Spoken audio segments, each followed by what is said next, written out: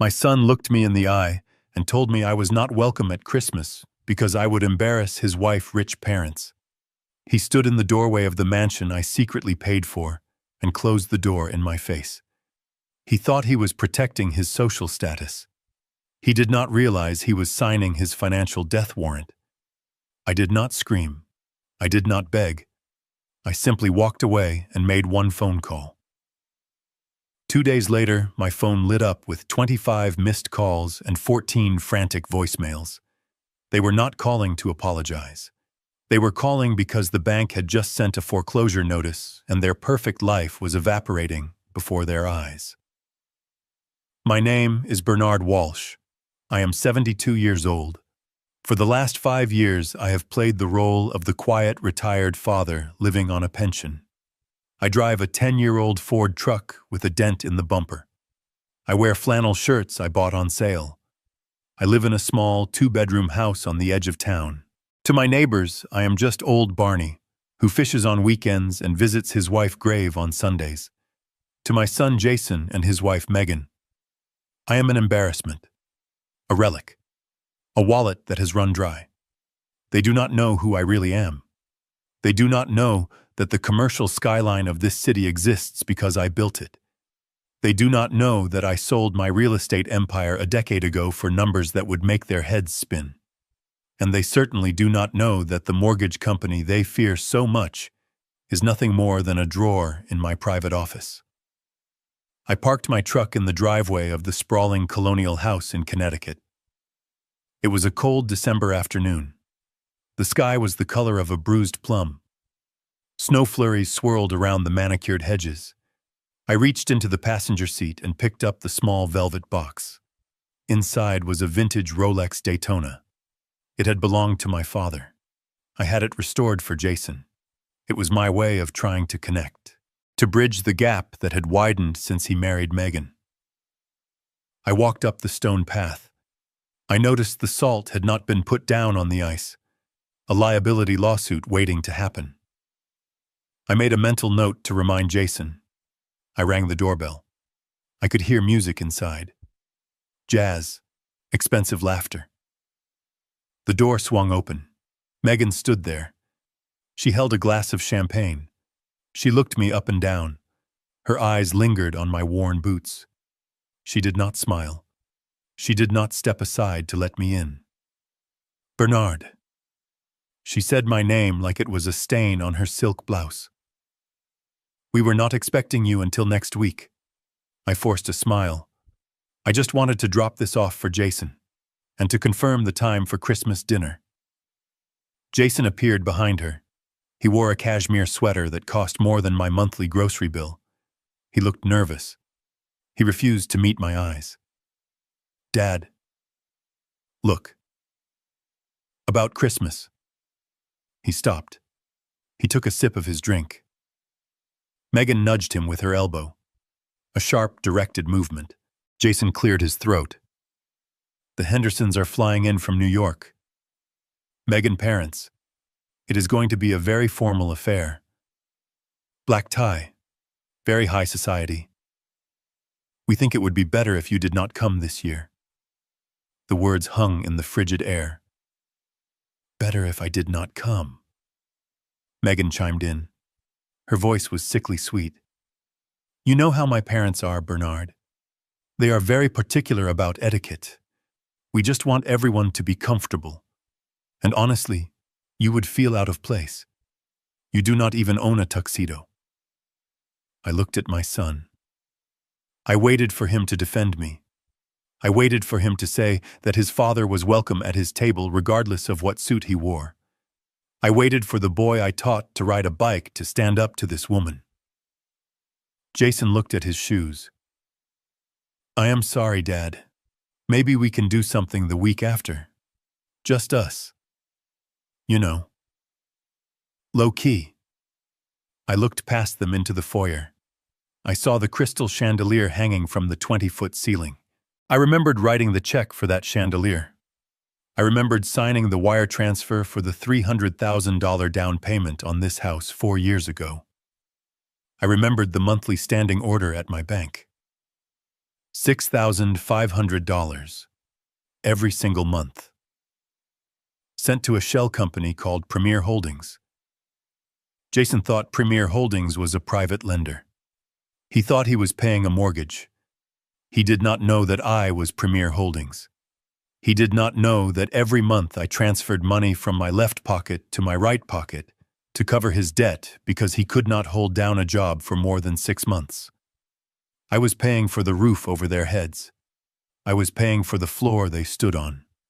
And they were standing on my floor telling me I was not good enough to walk on it. I tightened my grip on the velvet box. I did not hand it over. I slipped it back into my coat pocket. I understand, I said. My voice was steady. It betrayed nothing. Jason let out a breath he had been holding. Thanks for being reasonable, Dad. I knew you would get it. I get it perfectly. I turned around. I walked down the stone path. I did not look back. I heard the heavy oak door close behind me. The lock clicked. It was the sound of a bridge burning. I got into my truck. My hands were shaking. Not from the cold, from a rage so cold it burned. I sat there for a moment. I looked at the house. Now, it was a beautiful house. I had chosen it. I had negotiated the price. I had inspected the foundation. I had done everything to ensure my son had a good start in life. I promised Catherine on her deathbed that I would look after him. Look after him. Those were her last words. I realized in that moment that I had failed her. I had not looked after him. I had crippled him. I had turned him into a weak, entitled man who let his wife banish his own father. I had cushioned him from reality for too long. It was time to introduce Jason to the real world. I started the engine. I did not drive home. I drove toward the city. The traffic was heavy, but I did not mind. My mind was working with a clarity I had not felt in years. I was not the sad old man they thought I was. I was Bernard Walsh, the man who ate competitors for breakfast in the 80s, the man who built skyscrapers. The sleeping giant had just been poked. I pulled into the underground parking garage of the First Merchant Bank. I did not park in the visitor section. I parked in the reserved spot marked private. The security guard recognized my truck. He nodded and lifted the gate instantly. I took the elevator to the top floor. The doors opened into a plush reception area. The receptionist looked up. Her eyes widened. Mr. Walsh. We were not expecting you. I walked past her. Is Leonard in? She scrambled to grab her phone. I will tell him you are here immediately. I pushed open the double mahogany doors to the corner office. Leonard Katz was on the phone. He was my lawyer and the trustee of my estate. He saw me and hung up on whoever he was talking to without a word. Bernard. To what do I owe this pleasure? Leonard stood up. He was a shark in a three-piece suit. He was the only person who knew the full extent of my assets. I sat down. I did not take off my coat. I want to make a change to my banking instructions. Leonard pulled out a notepad. He knew that look on my face. He had seen it 30 years ago when I hostilely took over the Remington development. Name it. I want to cancel the standing monthly transfer to Premier Holdings. Leonard stopped writing. He looked up. His pen hovered over the paper. Bernard. That is Jason mortgage payment. If you stop that transfer, the system will show a default. I know. If the internal system registers a default for more than 30 days, it triggers an automatic foreclosure process. That is how you wrote the bylaws for Premier Holdings. You made it ironclad so no one could exploit it. I know what I wrote, Leonard. Leonard leaned back. He studied me. He saw the fire in my eyes. He saw the hurt buried deep beneath the anger. What happened? He uninvited me from Christmas. He told me I was not good enough for his in-laws. He stood in the house I pay for and told me to leave. Leonard closed his eyes for a second. He nodded slowly. So we are teaching him a lesson. No. We are not teaching him a lesson. We are ending the charity. I am done, Leonard. I am done being the silent ATM. I am done being the embarrassment. If he wants to be a big man with a big house and a high society wife, he can pay for it himself. I checked the dates. The payment is due on the 1st. Today is the 20th. I usually send the money 2 weeks early to ensure clearance. Cancel it, I said. Cancel it now. And Leonard. Yes. Revoke the grace period. Leonard raised an eyebrow. That is aggressive. The standard contract allows for a 15-day grace period before notices are sent. Jason does not have a standard contract. He has a rent-to-own agreement disguised as a mortgage. I reviewed the paperwork last night in my head. Clause 14. Clause 14. Leonard whispered. The insolvency clause. Exactly. If the tenant fails to secure funding or misses a scheduled payment, the lender reserves the right to demand full repayment of the principal immediately or vacate the premises within 72 hours. You want to evoke Clause 14 on your son. I stood up. I walked to the window. I looked down at the city lights. He is not my son right now. He is a delinquent tenant, and I am a landlord who is tired of being stiffed. Do it. Leonard typed on his computer. The sound of the keys was like gunshots in the quiet office. It is done. The transfer is cancelled. The system will flag the account as past due at midnight tonight. The automated notices will go out tomorrow morning. Good. Bernard. Leonard asked softly. Are you sure? I touched the velvet box in my pocket. I felt the cold metal of the watch.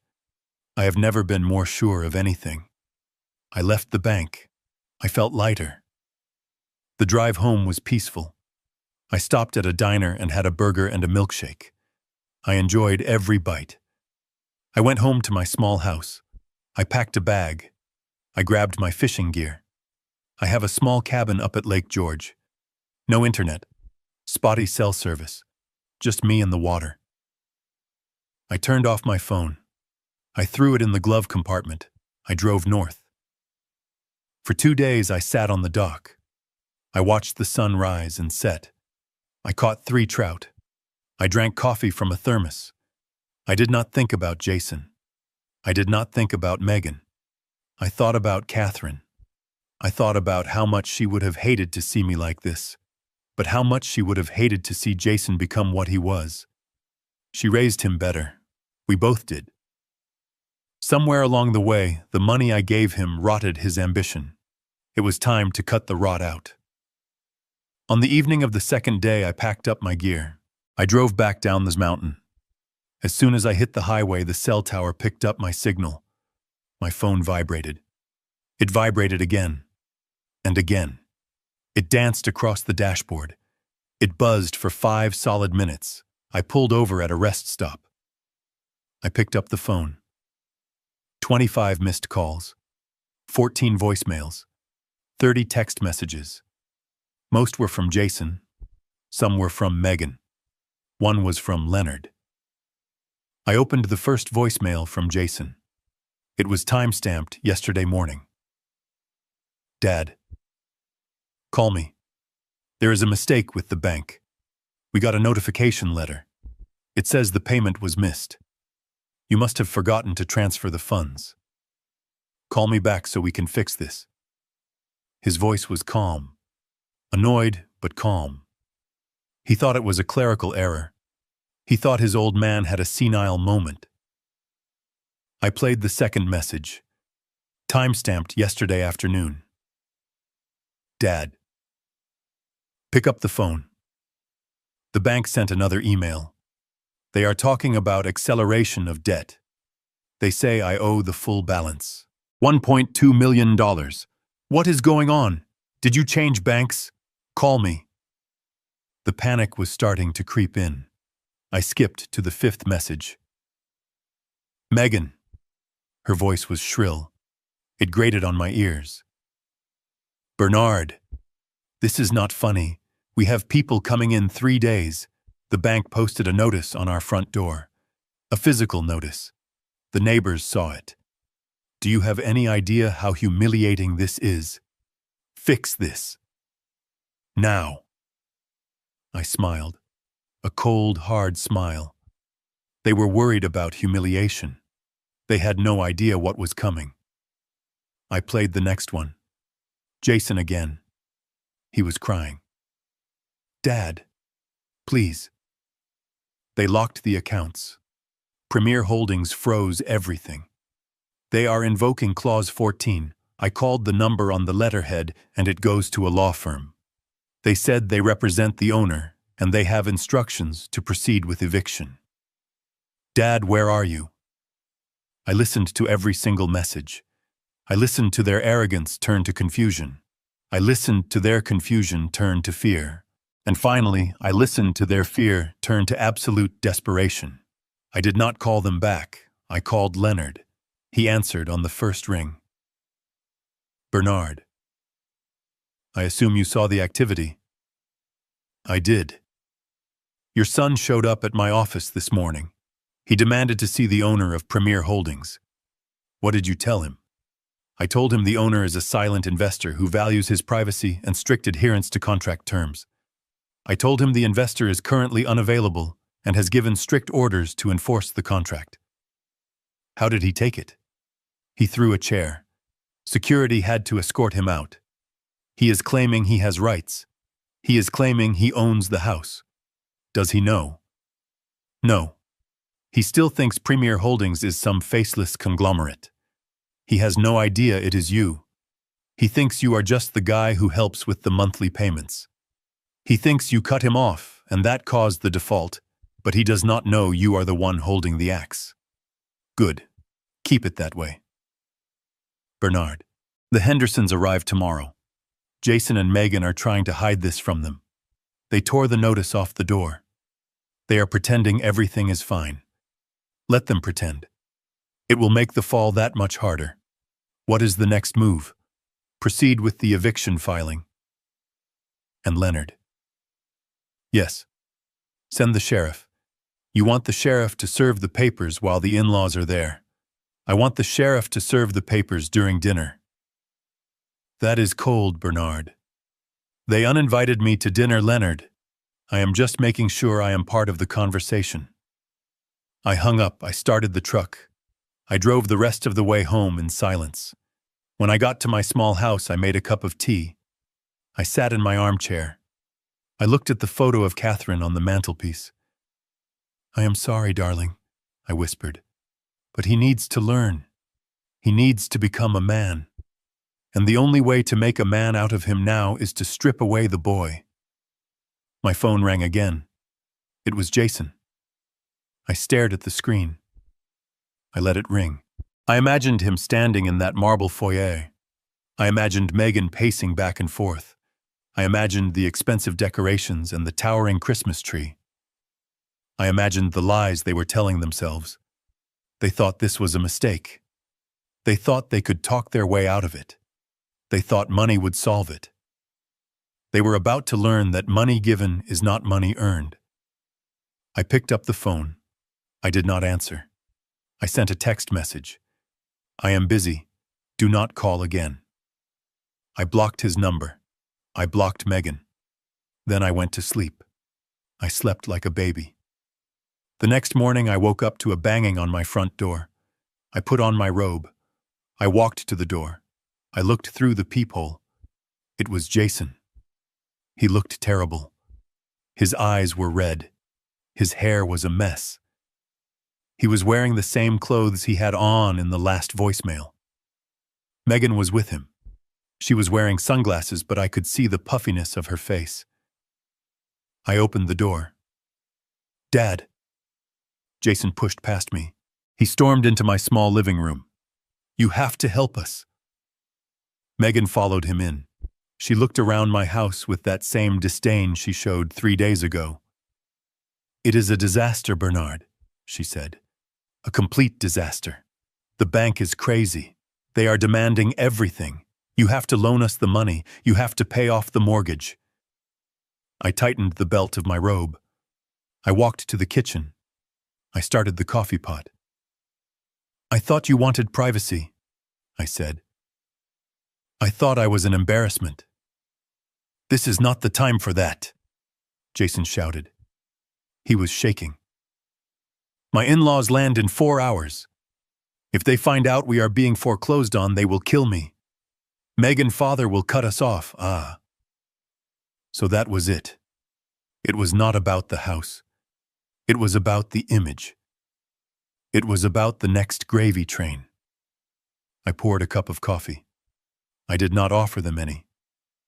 I cannot help you, I said calmly. What do you mean you cannot help? Megan snapped. You have retirement savings. You sold that business years ago. You must have something stashed away in this dump. I looked at her. I looked at the woman who had driven a wedge between me and my son. I spent it, I said. You what? Jason stared at me. I spent it. Traveling, medical bills, life, the monthly payments I was sending you. That was the last of it. The well is dry, Jason. I lied. I had millions in liquid assets sitting in accounts they knew nothing about. But they did not deserve the truth. Jason's face went white. You mean, you are broke? I am on a fixed income now, son. Just like you said, an old relic. Megan let out a scream of frustration. I knew it. I knew he was useless. She turned on Jason. You told me he was loaded. You told me he would cover us. I thought he was. Jason stammered. He always paid. I took a sip of coffee. So you are saying you cannot pay the mortgage without my help? We cannot pay anything, Jason admitted. We have no savings. The credit cards are maxed out for the wedding, for the furniture, for the car leases. So you are broke too, I said. We are not broke, Megan hissed. We are illiquid. There is a difference. Not to the bank there isn't, I said. Jason grabbed my arm. Dad, you have to do something. Take a loan. Mortgage this place. Anything. We need $50,000 just to stop the immediate eviction proceedings. You want me to mortgage my home to save yours? Yes, Jason said without hesitation. Yes. You are my father. You have to. I looked at his hand on my arm. I looked at his desperate, selfish face. I pulled my arm away. No. What? No. I will not mortgage my home. I will not take a loan. I will not give you another dime. You uninvited me from your life. You made it clear where I stand. Now you can stand on your own 2 feet. Dad, please. The Hendersons. I do not care about the Hendersons, I said. And frankly, I do not care about your house. It is not your house, Jason. You never earned it. You played house in a mansion I paid for, and now the game is over. Megan stepped forward. She got in my face, you selfish old man. If we lose that house, we lose everything. We will be on the street. Then you better start looking for a smaller apartment, I suggested. I hear there are vacancies downtown. Get out, I said. They stood there, stunned. They had never heard me raise my voice. They had never seen me say no. I walked to the door. I held it open. Get out, before I call the police. Jason looked at me. He looked like he wanted to hit me, but he saw something in my eyes that stopped him. He saw the man who used to run construction sites. He saw the iron. He grabbed Megan's hand. Come on. He is useless. We will figure this out. We will call the lawyer back. We will stall them. They walked out. I watched them get into their leased Range Rover. I watched them drive away. They were going back to the mansion to pretend. They were going back to put on a show for the in-laws. They did not know that I had instructed Leonard to reject any stall tactics. They did not know that the sheriff was already scheduled. I closed the door. I went back to my coffee. It was going to be a very interesting Christmas. I looked at the calendar on the wall. December 23rd. The Hendersons were arriving today. The dinner was tomorrow night. Christmas Eve. I decided I needed a new suit. If I was going to crash a party, I might as well look the part. I drove to the city. I went to my old tailor. He was surprised to see me. Mr. Walsh, it has been years. I need a tuxedo, Giovanni, and I need it by tomorrow afternoon. He measured me. I had lost a little weight, but my shoulders were still broad. We will make you look like a king, Mr. Walsh. No, I said. Make me look like the owner. I spent the rest of the day gathering documents. I went to the bank. I printed out the entire transaction history for the last 4 years, every single transfer. I printed out the deed to the house. I printed out the incorporation papers for Premier Holdings, showing me as the sole proprietor. I put everything in a leather folder. I called Leonard. Is everything set for tomorrow? The sheriff is confirmed for 8 p.m. Leonard said. I will be there as well with the eviction notice and the termination of the lease. Good. Meet me at the corner of their street at 7:55. Bernard, are you sure you want to be there when it happens? It is going to be ugly. I want to look them in the eye, Leonard. I want them to know exactly who did this. I hung up. I sat in my living room. The silence was heavy. I missed Catherine. She would have told me to forgive them. She would have told me to write another check. But Catherine never saw them like this. She never saw the disdain. She never saw the cruelty. I was doing this for her too. I was saving our son from himself. The only way to save him was to let him hit rock bottom, and I was about to cut the rope. The next day passed slowly. I polished my shoes, I shaved, I dressed in the tuxedo. It fit perfectly. I looked in the mirror. I did not look like old Barney the fisherman. I looked like Bernard Walsh. I drove to the neighborhood. The snow was falling softly.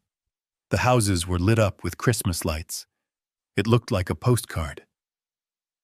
I pulled up to the corner. Leonard was waiting in his sedan. A sheriff patrol car was parked behind him. I got out of my truck. Leonard rolled down his window. Ready. Ready. We walked toward the house. The windows were glowing. I could see figures moving inside. I could see the Hendersons. He was tall with silver hair. She was wearing a sequined dress. They were laughing. Jason and Megan were pouring drinks. They were smiling. They were acting. They thought they had stalled the bank. They thought they had more time. They had no idea their time had run out.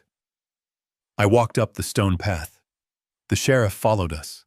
I rang the bell. The music stopped. I heard footsteps. The door opened. It was Jason. He was holding a glass of wine. He saw me. He saw the tuxedo. He saw Leonard. And then he saw the sheriff. His glass slipped from his hand.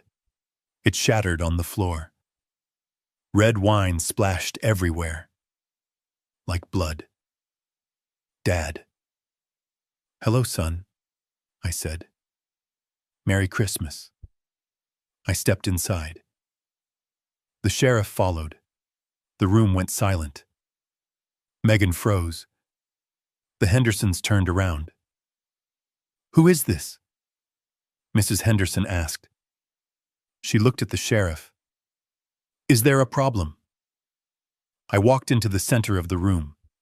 I stood under the chandelier I paid for. There is no problem. I said. I am just here to collect the rent. Megan rushed forward. Her face was pale. Get out, she hissed. Get out right now. You are ruining everything. I ignored her. I looked at the Hendersons. Good evening. I am Bernard Walsh, Jason's father, and the landlord of this property. The landlord. Mr. Henderson frowned. Jason told us he owned this house. Jason lied, I said. I opened the leather folder. I took out the deed. I placed it on the coffee table. Jason has never owned this house. He has been renting it from a company called Premier Holdings. For the last 4 years, he has not paid a single dime of rent. I have. What are you talking about? Jason shouted. You are crazy. Premier Holdings is a bank. I looked at my son. I looked him dead in the eye. I am Premier Holdings Jason. The room spun. I could see it on his face. The realization. The horror. You, me. I created the company to buy the house so you could pretend to be a big shot. I paid the mortgage every month so you could lease the Range Rover and buy the designer clothes. I supported you. And then I turned to Megan. And you slapped me in the face with your ingratitude. You uninvited me from my own house. You treated me like a beggar. Well, the beggar is calling in the debt. Leonard stepped forward. He handed Jason the papers. This is a notice of immediate eviction pursuant to Clause 14 of your lease agreement. You are in default. You have 72 hours to vacate the premises. The sheriff stepped forward. I am here to ensure that the notice is served and to keep the peace.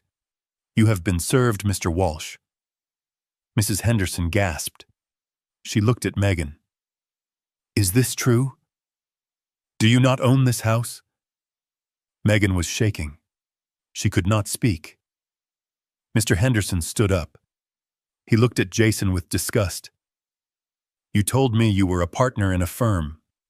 You told me your assets were diversified. You are telling me you are living on an allowance from your father. Jason looked down. He was crying, Dad. Please, not now, not in front of them. This is exactly the time, Jason, I said. You wanted a formal affair. You wanted high society. Well, high society pays its bills. I looked around the room. I am canceling the lease. I am selling the house. And I am cutting off the funds. As of this moment, you are on your own. I turned to the Hendersons. I apologize for the interruption. Please enjoy your dinner. I believe Jason has paid for the catering. At least I hope he has. I walked to the door. Bernard! Megan screamed. You can't do this. We have nowhere to go. I stopped. I looked back at her. I hear the Motel 6 has vacancies. It is very affordable. I walked out into the snow. The door closed behind me. I did not feel sad. I felt clean. I walked to my truck. Leonard was waiting by his car. That was intense, Leonard said. It was necessary. What now? Now I go fishing. I got in my truck. I drove away. I left them in the ruins of their own making. I left them to explain the lies. I left them to face the reality I had shielded them from for too long. I drove back to my small house. I sat in my chair. I watched the snow fall. I was alone. But I was free. And for the first time in a long time, I felt like a father who had finally done his job. It was 10 o'clock at night when the pounding started. It was not a polite knock. It was not a neighborly tap. It was an assault on the wood of my front door. I was sitting in my recliner reading a book about fly fishing. The house was quiet. My tea was hot. The silence of my modest life was exactly how I liked it. I did not rush. I placed a bookmark in my page. I set my mug on the coaster. I stood up slowly, feeling the stiffness in my knees that comes with 72 years of life on construction sites. The pounding continued. It was frantic now, accompanied by the muffled sound of shouting. I unlocked the deadbolt and pulled the door open. Jason and Megan practically fell into my living room. The cold night air rushed in behind them, carrying the scent of snow and expensive perfume. They looked out of place in my small entryway. Jason was wearing a designer coat that was unbuttoned, revealing his disheveled suit. Megan was in a fur stole, her face twisted into a mask of pure panic and rage. My living room is small, the carpet is old, the furniture is practical. Standing there amidst my simple life, they looked like aliens who had crash-landed on a planet they deemed beneath them. Do you have any idea what time it is? I asked. I did not raise my voice. I did not offer them a seat. Megan ignored the question. She stepped forward, her heels digging into my rug. She pulled a crumpled piece of paper from her purse and shook it in my face. Do you see this? She screamed. Do you see what was taped to our front door when we got home from dinner? A foreclosure notice, Bernard. A bright orange sticker telling the whole neighborhood that we are deadbeats. I looked at the paper. I did not need to read it. I knew exactly what it said. I had instructed Leonard to have it posted an hour ago. It looks like a notice of default, I said calmly. Megan let out a sound that was half laugh, half shriek. My parents land in 12 hours. 12 hours, Bernard. The Hendersons are coming from Manhattan. If they pull up to the driveway and see a sheriff lock on the door or a notice on the glass, do you have any idea how humiliated we will be? We will be the laughingstock of the country club. I walked past her to the kitchen. I poured the rest of my tea down the sink. I fail to see how this is my problem. Jason stepped in front of me. He looked desperate. The arrogance from 3 days ago was gone, replaced by the sweaty fear of a man watching his house of cards collapse. Dad, stop it. Stop playing games. We called the number on the notice. They said Premier Holdings has accelerated the debt. They demanded the full balance. $1.5 million. You have to call them. You have to wire the money. You have to fix this tonight. I turned and leaned against the counter. I crossed my arms over my chest. I cannot do that, Jason. Why not? You paid it every month for 4 years. You set this up. You made us dependent on this arrangement. I corrected him. I did not make you dependent. I offered you a hand up. You turned it into a hammock. And 3 days ago, you looked me in the eye and told me I was an embarrassment. You told me my presence would ruin your perfect Christmas. That was just stress, Dad. Jason ran a hand through his hair. You know how Megan gets when her parents visit. We did not mean it. Oh, you meant it, I said. You meant every word. You said I was not good enough for high society. So I did what you asked. I stepped back. I stopped interfering. I stopped paying. I am respecting your privacy, Jason. Megan stormed into the kitchen. Her face was red. Respecting our privacy. You are ruining our lives. You are a selfish, bitter old man. You are sitting here in this dump hoarding your money through while we are about to lose everything. This dump, I said, looking around my clean, well-maintained kitchen, is paid for. I own every nail and every board. Can you say the same about your palace? Jason slammed his hand on the counter. The cups in the cabinet rattled. Dad, you have to have the money. You sold Walsh Development 10 years ago. It was the biggest deal in the state. $30 million. Where is it? Where is the money? I looked at my son. I looked at the man who stood in my kitchen demanding a fortune he had never earned. He thought I was a miser. He thought I was sitting on a dragon hoard of gold just to spite him. He did not know, he did not remember.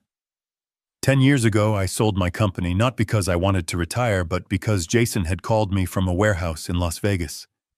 He was crying. He had gotten involved with people who did not use lawyers to settle disputes. He had gambled away money he did not have. $2 million in 3 nights. They were going to kill him. I liquidated everything. I sold my life work in a fire sale to get the cash fast. I flew to Vegas with a duffel bag. I bought my son life back. I paid off the bookies. I paid off the casinos. And then I paid for the rehab, and the lawyers for the drunk driving charges that followed, and the settlements for the businesses he started and crashed. I had spent nearly $20 million cleaning up Jason messes over the last decade. The rest I had put into the trust that bought his house. The money I had left was my own. It was my safety net, and he wanted that too. But I could not tell him that. I could not tell him that his inheritance was already spent on his survival. If I told him, he would know I saved him, and he would never learn to save himself. I spent it, I lied. You spent $30 million, Jason shouted. On what? Look at you. You wear boots from Walmart. You drive a truck with rust on the wheel wells. You do not travel. You do not buy art. Where did it go? Bad investments, I said. The market is a fickle thing. Megan scoffed. You are lying. You have it stashed somewhere. You are just punishing us because we didn't want you at the party. You are petty. I walked out of the kitchen back into the living room. I picked up my book. Think what you want. But the bank is closed. My checkbook is closed. And frankly, my patience is closed. Jason followed me. He grabbed my shoulder and spun me around. For a second, I saw violence in his eyes. He was cornered. He was terrified. Dad, listen to me. I cannot lose that house. It is not just about living there. I used the address to get investors for my new startup. If they find out I am being evicted for non-payment, they will pull their funding. I will be ruined. I will go to jail for fraud, Dad. I listed the house as an asset. My heart stopped for a beat. You did what? I listed the house as my asset. On the loan applications, I told them I owned it free and clear. I stared at him. The stupidity was breathtaking. The house was in the name of the trust. He had committed bank fraud. He had committed securities fraud, and he wanted me to bail him out again. This was the pattern. He dug a hole. I threw him a rope. He used the rope to hang himself. Not this time. That sounds like a serious legal matter, Jason. I said, my voice cold as ice. I suggest you get a lawyer. You have to bail me out. Just this once. Please. 50,000. That is all we need to stall the foreclosure for a month. Just enough to get through the holidays. Enough to get the Hendersons out of town. I sat down in my chair. I opened my book. I do not have $50,000 for you, Jason. Megan let out a scream of frustration. She grabbed a vase from the side table. A cheap ceramic vase Catherine had bought at a flea market. She threw it against the wall. It shattered into 100 pieces. I hate you, she screamed. I hope you die alone in this miserable box. I looked at the shards of the vase. I looked at my daughter-in-law. Get out, I said. We are not leaving until you write a check, Jason said. He sat down on my sofa. He crossed his arms. We are staying right here. I reached for the phone on the side table. I am dialing 911, I said. I will tell them there are intruders in my home who are refusing to leave. I will tell them one of them had just destroyed my property. The sheriff is about 10 minutes away. Jason's eyes widened. You would call the cops on your own son. You committed fraud, Jason. You are trespassing. And you just threatened me. Yes, I will call the cops. He looked at me. He searched my face for any sign of weakness, any sign of the father who used to fly to Vegas with a duffel bag of cash. He found nothing but stone. He stood up. Come on, Megan, he said, his voice shaking. He is crazy. He has lost his mind. Megan looked at me with pure venom. You will regret this, Bernard. You will regret this when you are old and sick and have no one." "I am already old," I said. "And tonight I realized I already have no one." They stormed out. Jason slammed the door so hard the pictures on the wall rattled. I sat there in the silence. I looked at the broken vase. I did not get up to clean it. I let it lie there, a monument to the night my family finally broke. I picked up my phone. I did not call the police. I sent a text to Leonard. They just left. Proceed with the plan. No mercy. I turned off the lamp. I sat in the dark. Jason thought the problem was money. He thought the problem was the house. He did not realize the problem was him. He had mentioned fraud. He had mentioned investors. I knew what I had to do next.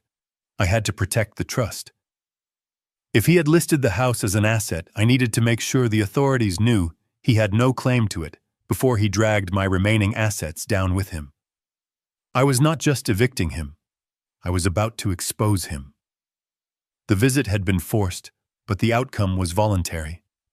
They had shown me exactly who they were, and tomorrow I would show them exactly who I was. I stood in the darkened hallway, listening to the silence of my house. The shattered vase lay on the floor, a jagged reminder of the violence that had just occurred. I walked toward the front door to lock the deadbolt. My hand was on the brass latch when I heard them. They had not left. They were standing on my front porch, just on the other side of the thin wood door. The cold winter air carried their voices through the cracks. They were whispering, but in the stillness of the night, their words were as clear as a bell. I stopped breathing. I leaned closer to the wood. "He is not going to budge, Jason." Megan's voice was a hiss of pure venom. "He is stubborn and he is spiteful. We are not going to get the money by asking nicely." I waited for Jason to defend me. I waited for him to say that we should just leave, that we should figure it out on our own. Instead, I heard him sigh. A weak, pathetic sound. "So what do we do?" "The bank is not going to wait. The Hendersons are going to be here in the morning. If we do not have $50,000 by Monday, we are finished." "There is Plan B," Megan said. There was a silence. I could imagine Jason's face. I could imagine the gears turning in his slow, desperate mind. "You mean Stevens?" Jason asked. "Yes, I mean Stevens. He owes us. You covered for him during that malpractice suit last year. He will write whatever we want." I felt a chill run down my spine that had nothing to do with the drafty door. Stevens. Dr. Marcus Stevens. He was a golfing buddy of Jason, a man with a shiny practice and a shaky reputation. "We cannot do that, Megan." Jason's voice wavered. "That is nuclear. Do you have a better idea? Do you want to be homeless? Do you want to tell my father that you are a fraud? Look at him, Jason. He lives in this tiny house. He hoards his money. He threw us out in the snow. He is erratic. He is aggressive. He is just angry, Megan. He is not crazy, is he? He claims he spent $30 million. He claims he is broke, but refuses to mortgage a paid-off house to help his only son. He is delusional. He is paranoid. Those are clinical symptoms, Jason." I gripped the doorknob. My knuckles turned white. They were not just talking about money anymore. They were building a narrative. If Dr. Stevens signs an affidavit stating that Bernard Walsh is suffering from early-onset dementia and is a danger to his own financial well-being, we can file for emergency temporary guardianship. Megan said it so smoothly. She had rehearsed this. "We can get an emergency court order. It freezes his assets. It puts you in control as the next of kin. We can access the accounts to pay the mortgage. We can sell this dump he lives in. We can put him somewhere safe where he cannot hurt us or himself anymore." Guardianship. The word hung in the air like a guillotine blade. They wanted to strip me of my rights. They wanted to declare me incompetent. They wanted to lock me away in a facility and drain my life savings while I rot. It was not just theft. It was an execution. But it will take time, Jason said. Not with an emergency order. We can have it by Monday morning. We just need to trigger an incident. Something that proves he is unstable. Calling the cops on his own son tonight. That is a good start. We can tell the judge he was hallucinating. We can say he threatened us with a weapon. Who are they going to believe? A successful young couple or a lonely old man who shouts at his family on Christmas? I stepped back from the door. My heart was hammering against my ribs. I felt sick, physically sick. I had raised this boy. I had wiped his nose. I had taught him to fish. And now he was standing on my porch plotting to erase me. Do it, Jason said. Call Stevens in the morning.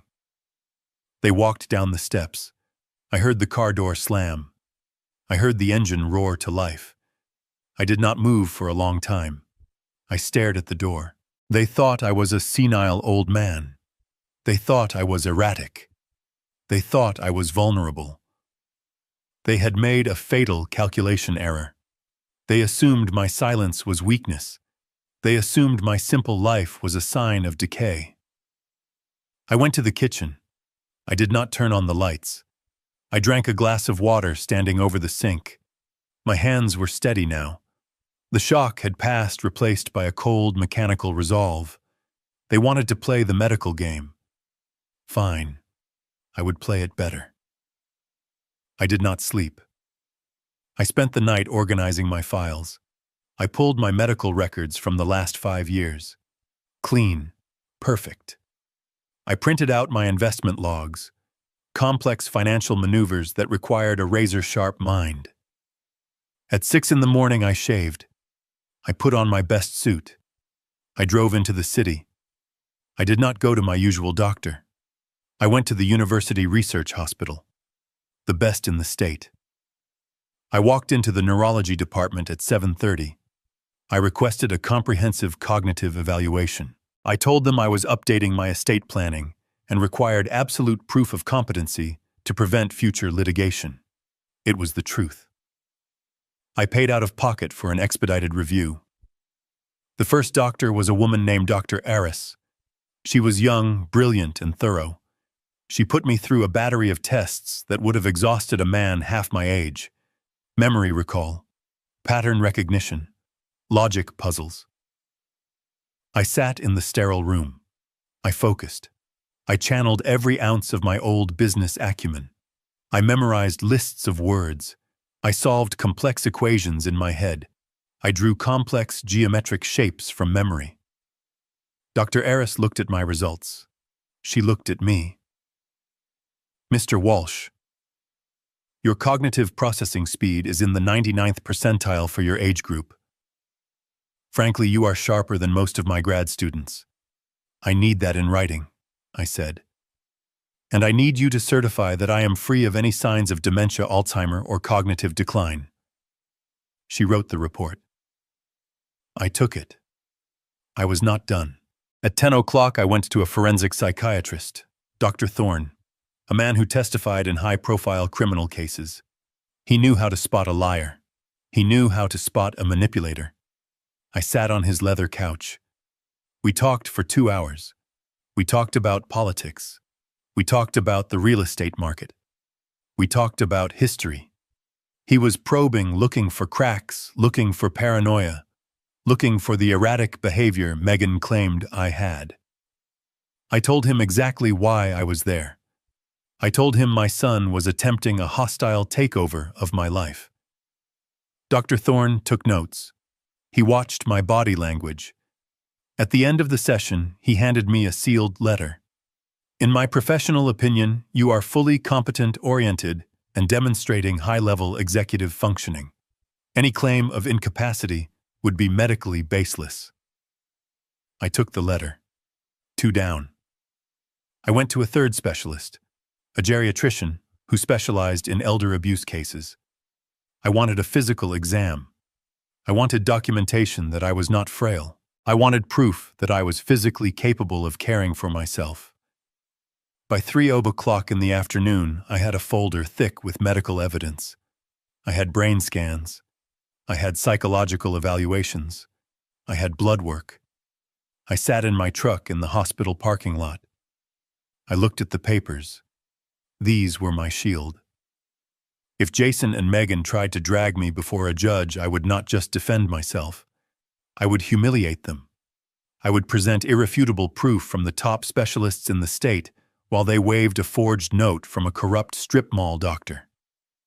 I took out my phone. I took photos of every document. I emailed them to Leonard. I called him. Bernard. Leonard answered. I got the files. This is impressive. Why did you do this? Because I heard them, Leonard. I heard them last night. They are planning to file for guardianship. They are going to use a doctor named Stevens to claim I am incompetent. Leonard cursed softly. That is a dirty play. That is the dirtiest play in the book. It is. And now we are ready for it. If they file, if they even whisper the word guardianship to a judge, I want you to drop these documents on the bench. And then I want you to file a counter motion for malicious prosecution and conspiracy to commit fraud. I will have the paperwork drafted tonight. Bernard, this changes things. This is not just a financial dispute anymore. This is war. They wanted a war, Leonard. I am just bringing the ammunition. I hung up. I drove back toward my home. I felt tired, but it was a good tired. The tired of a man who has reinforced the walls of his fortress. I stopped at the hardware store on the way. I bought a new deadbolt, a heavy-duty one, and I bought 4 security cameras, the kind that record audio and upload to the cloud instantly. I drove past Jason's house. I saw the rental cars in the driveway. The Hendersons had arrived. I saw shadows moving in the windows. I imagined them drinking wine. I imagined Megan smiling that fake smile, pretending her life wasn't crumbling. I imagined Jason sweating in his expensive suit, wondering when the hammer would drop. They were celebrating Christmas Eve. They were toasting to family. They had no idea that while they were clinking glasses, I had spent the day ensuring that their plan B would blow up in their faces. I went home. I installed the cameras, one on the porch, one in the living room, one in the kitchen. If they came back, I would have it all in 4K resolution. I sat down in my chair. I looked at the folder of medical records. It was a strange thing to have to prove your own sanity. It was a violation. It made me feel small for a moment. It made me question everything. Was I hard to live with? Was I difficult? I looked at Catherine's photo. No. I was not difficult. I was just done being used. I checked my email. Leonard had replied, received and filed. I also did a background check on Dr. Stevens. He has 2 reprimands from the medical board for overprescribing. If he signs anything against you, we will have his license by lunch. I smiled. The trap was set. Now I just had to wait for them to walk into it. Tomorrow was Christmas Eve, the night of the big dinner, the night they wanted me to stay away from. I looked at the tuxedo hanging on my bedroom door. They wanted to declare me incompetent. They wanted to say I didn't know what was happening. When I walked into that party tomorrow night, I would be the most lucid person in the room, and I would deliver a reality check they would never forget. I sat at my kitchen table watching the feed from the security cameras I had just installed. The screen showed my empty porch. The snow was picking up, drifting against the door I had slammed in my son's face the night before. It was quiet. Too quiet. My phone rang. It was Leonard. I checked the time. It was 2 in the afternoon. Leonard never called in the afternoon unless something was burning. I picked up. "Tell me," I said. "Bernard." Leonard's voice was tight. "You were right to secure those medical records. But that is not why I am calling. We just got a flag on the property title." My hand tightened on the phone. A flag. That meant someone was trying to touch the deed. Explain. About an hour ago, a credit inquiry was run on the house. A hard pull. It came from a place called Quick Cash Capital. It is a hard money lender downtown. The kind of place that charges 20% interest and breaks kneecaps if you are late. I closed my eyes. I knew exactly what that meant. Hard money lenders were the last stop for the desperate. They did not care about credit scores.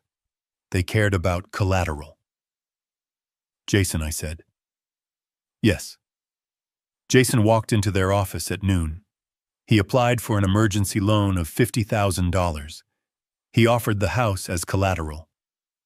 I let out a long, slow breath. $50,000. The exact amount he needed to stall the eviction. He was trying to mortgage the house to pay the rent on the house. It was a snake eating its own tail. Did they give it to him? No. Leonard let out a dry laugh. They ran a title search. And guess what they found? They found the trust. Exactly. They found the Catherine Walsh Revocable Trust. They found that Jason Walsh has zero equity in the property. He does not own a single brick. He screamed at the loan officer Bernard. He told them there was a mistake. He told them his father gave him the house. He made a scene. I leaned back in my chair. I looked at the photo of Catherine on the wall. He never read the contract, Leonard. 4 years ago, when I handed him that stack of papers, he did not read a single word. He just saw the keys. He just saw the address. He signed his name 20 times and asked when the pool guy was coming. He signed a rent-to-own agreement, a lease with an option to purchase after 10 years of on-time payments. He was a tenant, a glorified tenant with a very generous landlord, and he just tried to mortgage my property without my consent. That is fraud, Bernard, Leonard said. Attempted mortgage fraud. It is a felony. If that lender wanted to press charges, they could. They won't, I said. They just kicked him out. But Leonard, this gives us leverage. It gives us the nuclear option. I stood up. I walked to the window. I looked out at the gray sky. I remembered the day I bought that house. I remembered standing in the empty foyer with the realtor. I had the check in my pocket. I had debated putting the house in Jason's name. It would have been easier. It would have been a clean gift. But then I remembered the warehouse in Vegas. I remembered the businesses he started that evaporated into thin air. I remembered the way money burned a hole in his pocket. If I gave him the deed, he would leverage it. He would sell it to fund some pipe dream. He would lose the roof over his head in a poker game. So I protected him from himself. I put it in the trust. I made myself the landlord. I kept the power so he could keep the home. And he hated me for it. Leonard, I said. He breached the contract. He did. Clause 9. Unauthorized encumbrance. Any attempt by the tenant to use the property as collateral for a loan results in immediate termination of the lease. Not just eviction, I said. Termination. Yes. The difference is subtle but important. Eviction is for non-payment. It takes time. Termination for breach of contract is immediate. The lease is void. He has no right to be there. He is trespassing. I looked at the snow falling harder now. It was covering the world in white. It looked clean. It looked pure. Tomorrow is Christmas Eve, I said. I know. Send the notice, Leonard. Bernard. It is Christmas. He tried to steal the equity in my house, Leonard. He tried to pawn my property to a loan shark because he is too proud to admit he is broke. He crossed the line. Send the notice. I want the termination effective immediately. And I want the vacate date set for December 25th, Christmas Day. Yes, he wanted a Christmas without me. Now he can have a Christmas without a house. There was a silence on the line. Leonard was a lawyer. He was used to sharks. He was used to killers in suits. But this was different. This was personal. "I will draft it," he said. "I will have it served with the sheriff tomorrow night." "Add one more thing, Leonard." "What?" "Attach a copy of the title deed. Highlight the owner name. I want him to see it. I want him to see Catherine's name. I want him to know that he didn't just try to rob me. He tried to rob his mother memory." I hung up. I went to the kitchen. I made a sandwich. I ate it standing up. I felt cold. Not on the outside, but on the inside.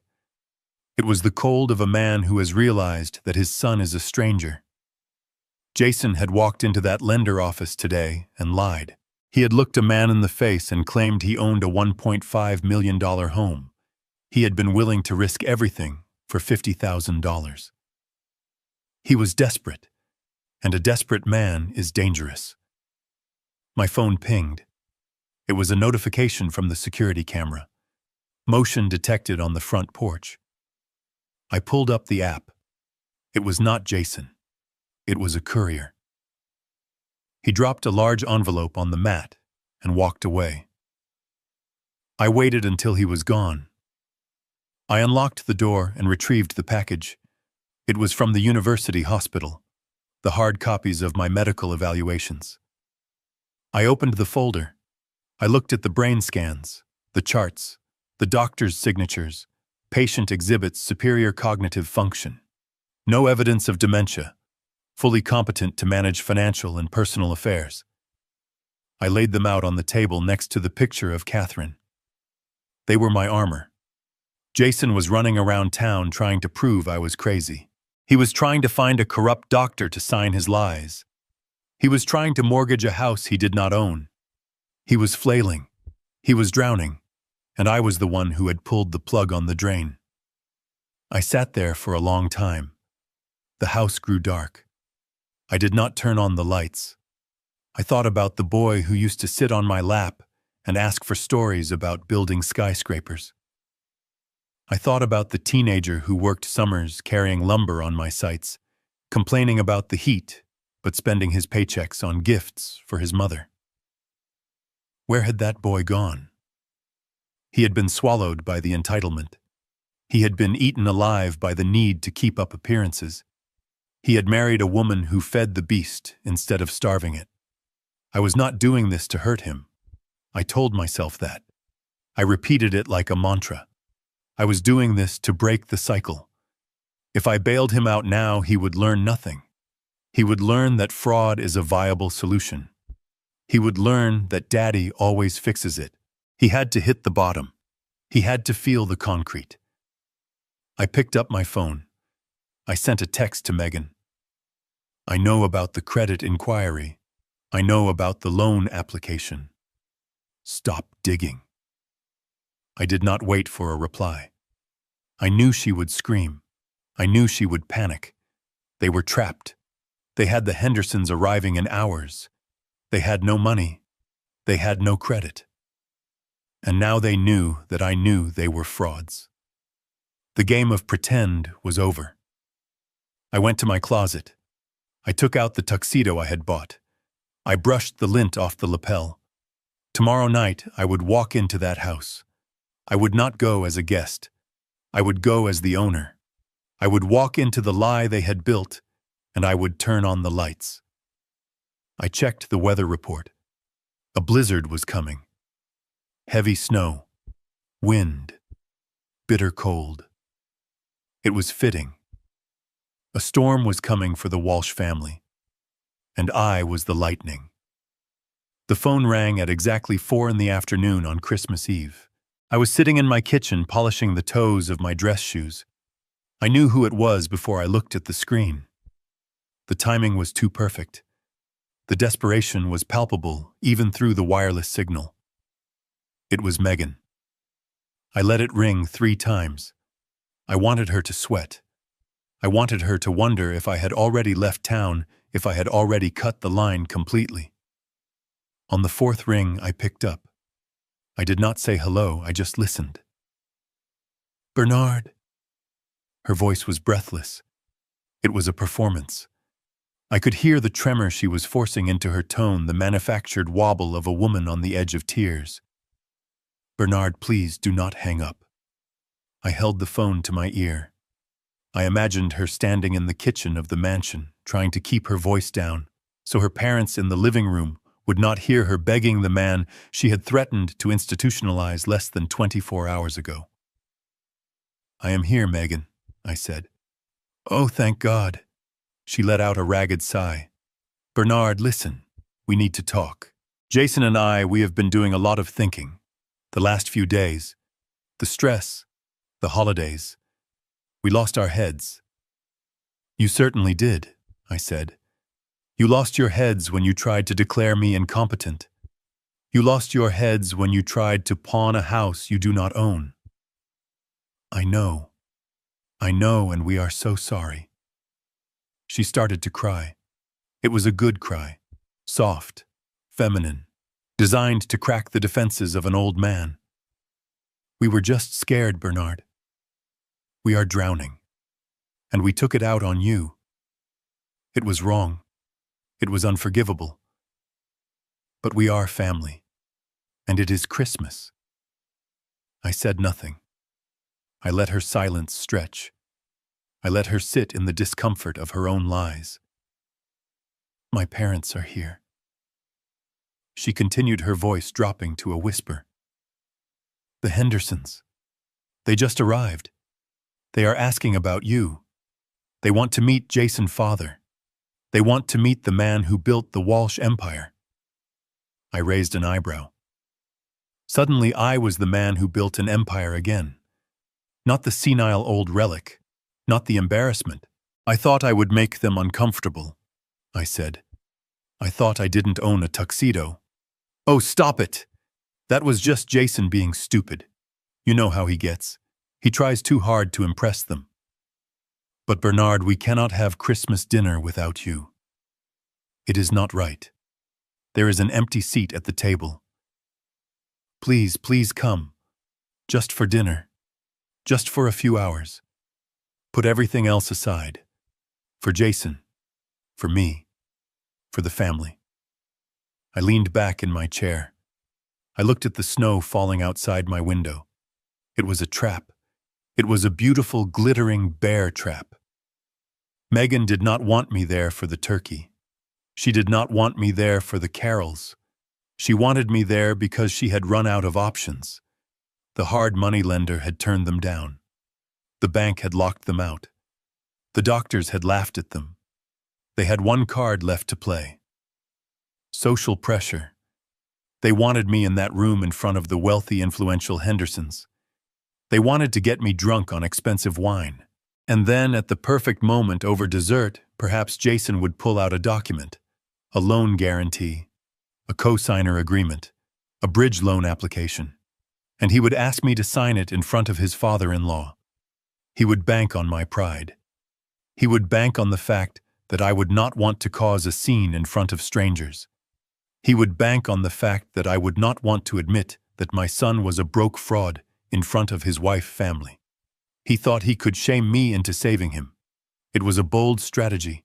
It was reckless. And it was exactly the kind of hail Mary Pass a desperate man throws in the fourth quarter. I smiled. It was not a nice smile. "You want me to come to dinner?" I asked. "Yes, please. 7 o'clock. Black tie. Just like we planned. We can start over, Bernard. We can put all this ugliness behind us." I looked at the tuxedo hanging on the door of my pantry. I looked at the legal file Leonard had prepared sitting on the counter. "Okay," I said.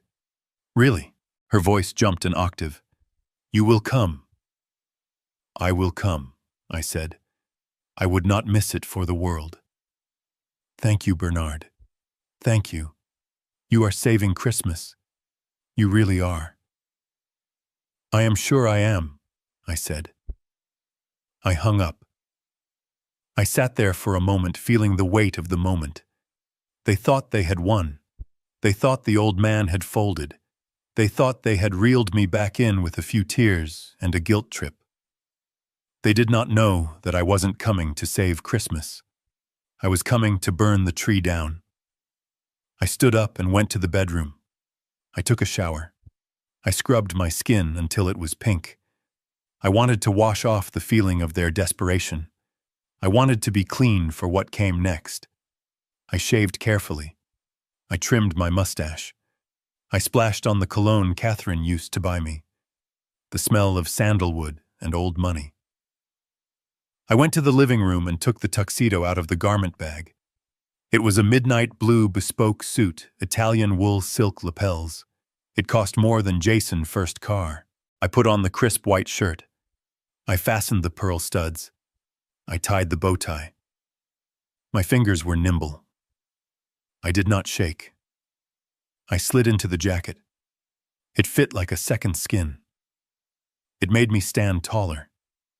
It made me look like the predator I used to be before retirement softened my edges. I opened the safe in the floor of my closet. I took out the velvet box containing the Patek Philippe watch I had bought for myself when I sold the company. I strapped it to my wrist. I took out the gold money clip. I filled it with crisp $100 bills. I looked in the mirror. Old Barney the fisherman was gone. The man staring back at me was Bernard Walsh, the man who renegotiated steel contracts while eating a sandwich, the man who fired 300 people in a single afternoon to save a company. I walked to the kitchen table. I picked up the leather folder Leonard had given me. Inside were the eviction papers, the termination of lease notice, the proof of Jason fraud, the medical certificates proving my sanity. I slipped the folder into a discreet black briefcase. I walked out to my truck. The snow was falling harder now, covering the world in a blanket of white silence. My truck looked ridiculous next to my tuxedo, a workhorse carrying a king. I started the engine. The heater rattled, then roared to life. I drove slowly toward the wealthy side of town. The houses got bigger. The lights got brighter.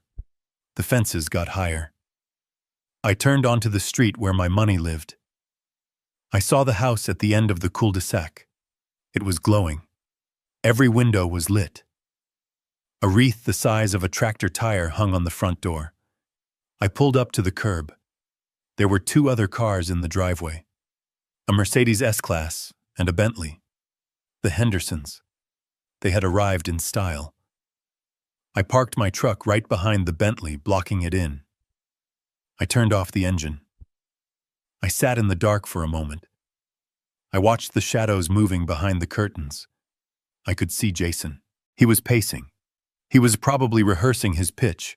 He was probably telling himself that one signature would fix everything, that he just needed to get me in the room. He did not understand that the room was already rigged. I checked my watch. 7:00 on the dot. I saw headlights in my rearview mirror. A sedan pulled up quietly and parked across the street. Leonard. Right on time. Behind him, a county sheriff cruiser rolled to a stop and killed its lights. The cavalry had arrived. I picked up my briefcase. I opened the truck door. The cold air hit my face sharp and bracing. I walked up the driveway. I could hear the crunch of snow under my dress shoes. I walked past the salt Jason still hadn't put down. I reached the front door. I paused. I listened. I could hear laughter inside. I could hear the clinking of crystal. I could hear Megan's voice, high and fake, laughing at something her father said. They were in there pretending everything was perfect. They were playing house in a burning building. I reached out and pressed the doorbell.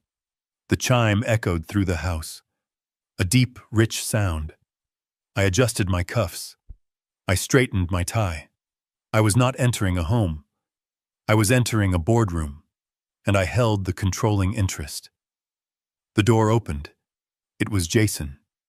He was smiling a wide, frantic smile. He held a glass of scotch in one hand. He was sweating. "Dad, you made it." He reached out to hug me. He tried to pull me into a conspiratorial embrace to seal the deal before I even stepped over the threshold. I did not hug him back. I stepped past him into the foyer. "Hello, Jason," I said. I looked around the grand entryway. The marble floors shone. The garland on the banister smelled of pine and cinnamon. Megan came rushing out of the dining room. She stopped when she saw me. Her eyes widened. She took in the tuxedo. She took in the watch. She took in the briefcase. She had expected the old man in the flannel shirt. She had expected the victim. She did not expect the boss. "Bernard," she stammered. "You look... wow." I looked at her. I did not smile. "Where are your parents, Megan?" I asked. "I do not want to keep them waiting." "They are in the living room," Jason said, closing the door behind me. "Come on in. Let me get you a drink. We have the good stuff tonight." I walked toward the living room. My footsteps echoed on the stone. I entered the room. An older couple sat on the velvet sofas. They looked like money.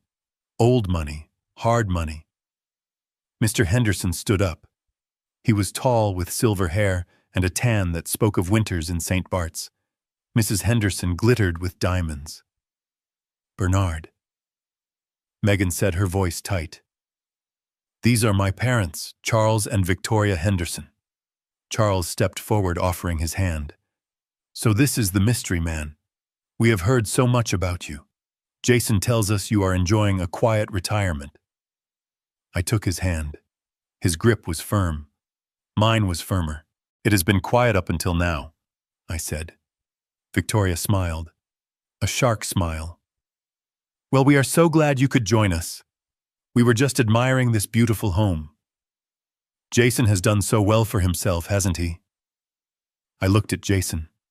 He was standing by the bar but pouring a drink. His hand shaking so bad the bottle rattled against the glass. He looked terrified. "He has certainly lived well," I said. Megan laughed, a nervous, brittle sound. "Oh, Bernard is so modest.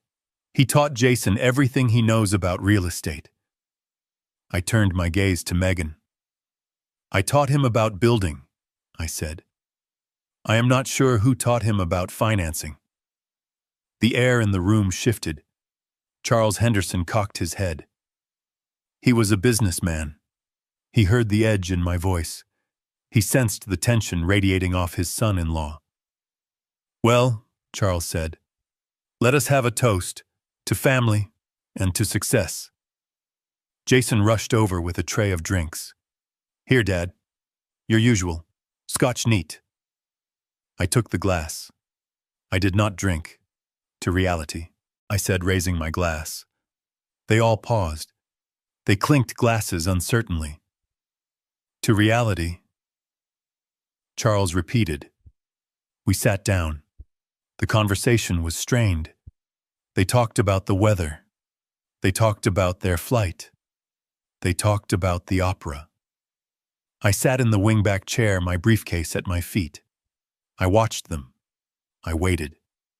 I knew the pitch was coming. I could see Jason building up to it. He kept glancing at Megan. She kept nodding imperceptibly. Finally, after 20 minutes of small talk, Jason cleared his throat.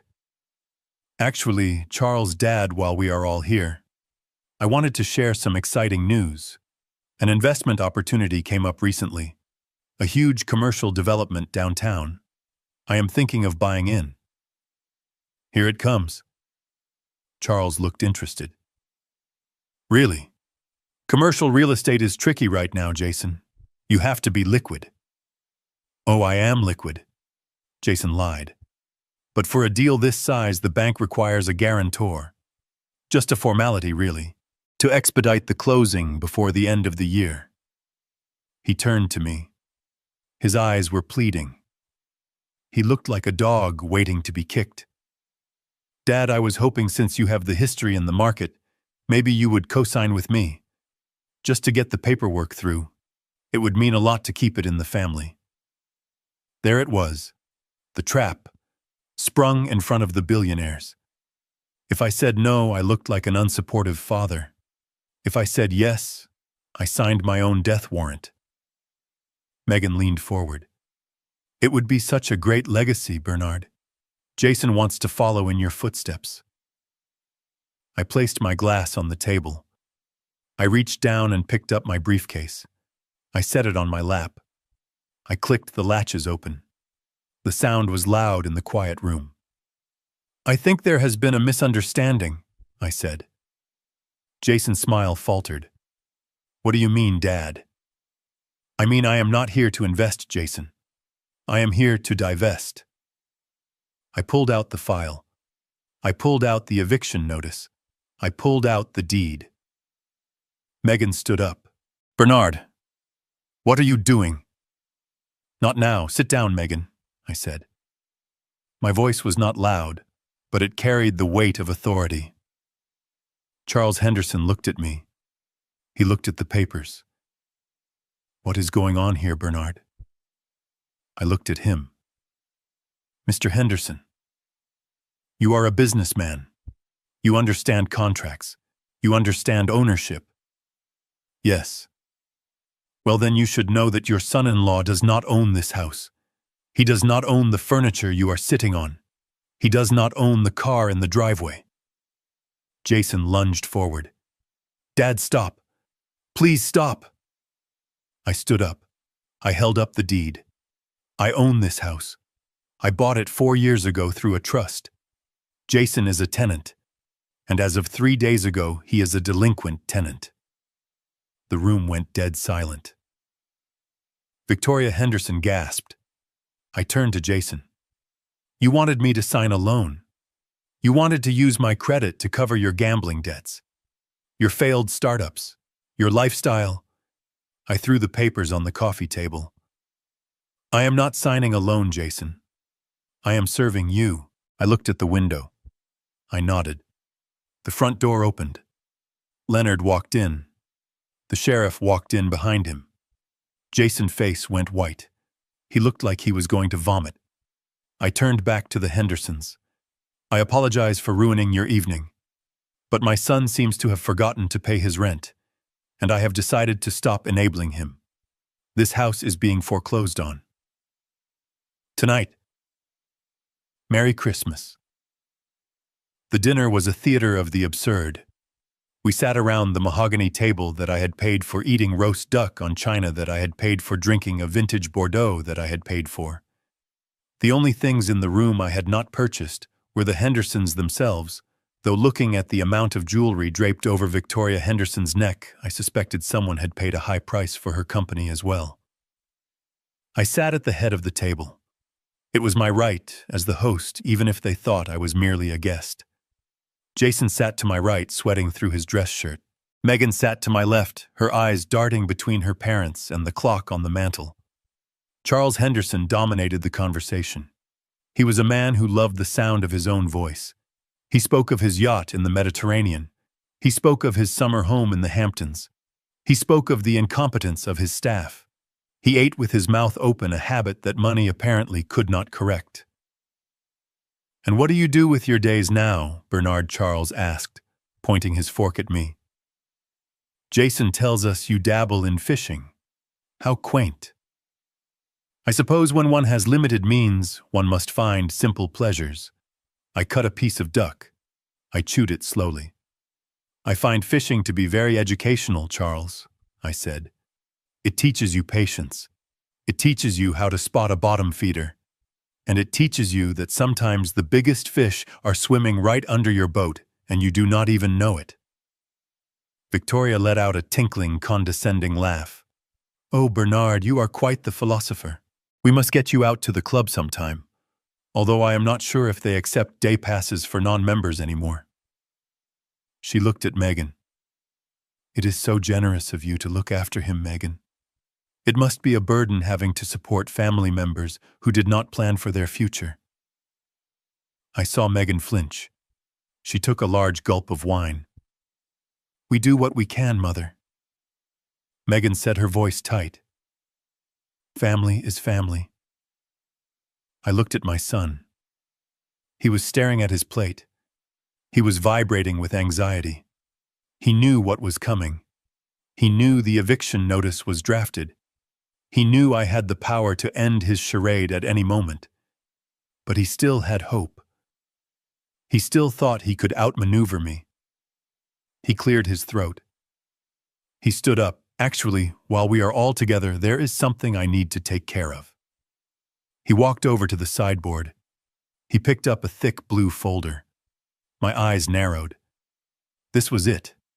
The Hail Mary pass. He walked back to the table. He placed the folder in front of me. He put a heavy gold fountain pen on top of it. Dad, I know we are celebrating, but my lawyer sent this over this afternoon. It is just the renewal for the hazard insurance on the house. The rates are going up next year, and since your name is still technically attached to the original paperwork from 4 years ago, I need your signature to lock in the lower premium before the end of the year. He smiled. It was a terrible smile. It was the smile of a man standing on a trapdoor. Just sign right there on the bottom line, Dad. It will only take a second. Then we can get to dessert. Megan made a souffle. Megan leaned in. Yes, Bernard. Just a quick signature. We do not want the house to be uninsured, do we? That would be irresponsible. Charles Henderson nodded sagely. Always protect the asset, Bernard. Sign the papers. Do not hold up the evening with bureaucracy. I looked at the folder. I looked at the pen. Hazard insurance. That was the lie. It was a good lie. Boring, urgent, plausible. I picked up the pen. I felt the weight of it. Jason let out a breath. He thought he had me. He thought the pressure of the rich in-laws, the wine, the setting, would make me compliant. He thought I was the old dog who would roll over for a treat. I reached into my breast pocket. I pulled out my reading glasses. I unfolded them slowly. I put them on. Jason shifted his weight. Dad, you do not need to read it. It is just standard boilerplate. Legal jargon. I already reviewed it. I am sure you did, Jason, I said. But I always read the fine print. It is a habit from my days of having limited means. I opened the folder. The first page was a cover sheet. Standard. Innocuous. I turned the page. The document was not about insurance. It was not about premiums. The header was bold. It was typed in all caps. Deed of transfer and durable power of attorney. I felt a cold rage settle in my stomach. It was not just a loan application. It was theft. Absolute, total theft. The document outlined the transfer of the property title from the trust to Jason Walsh. But it went further. Much further.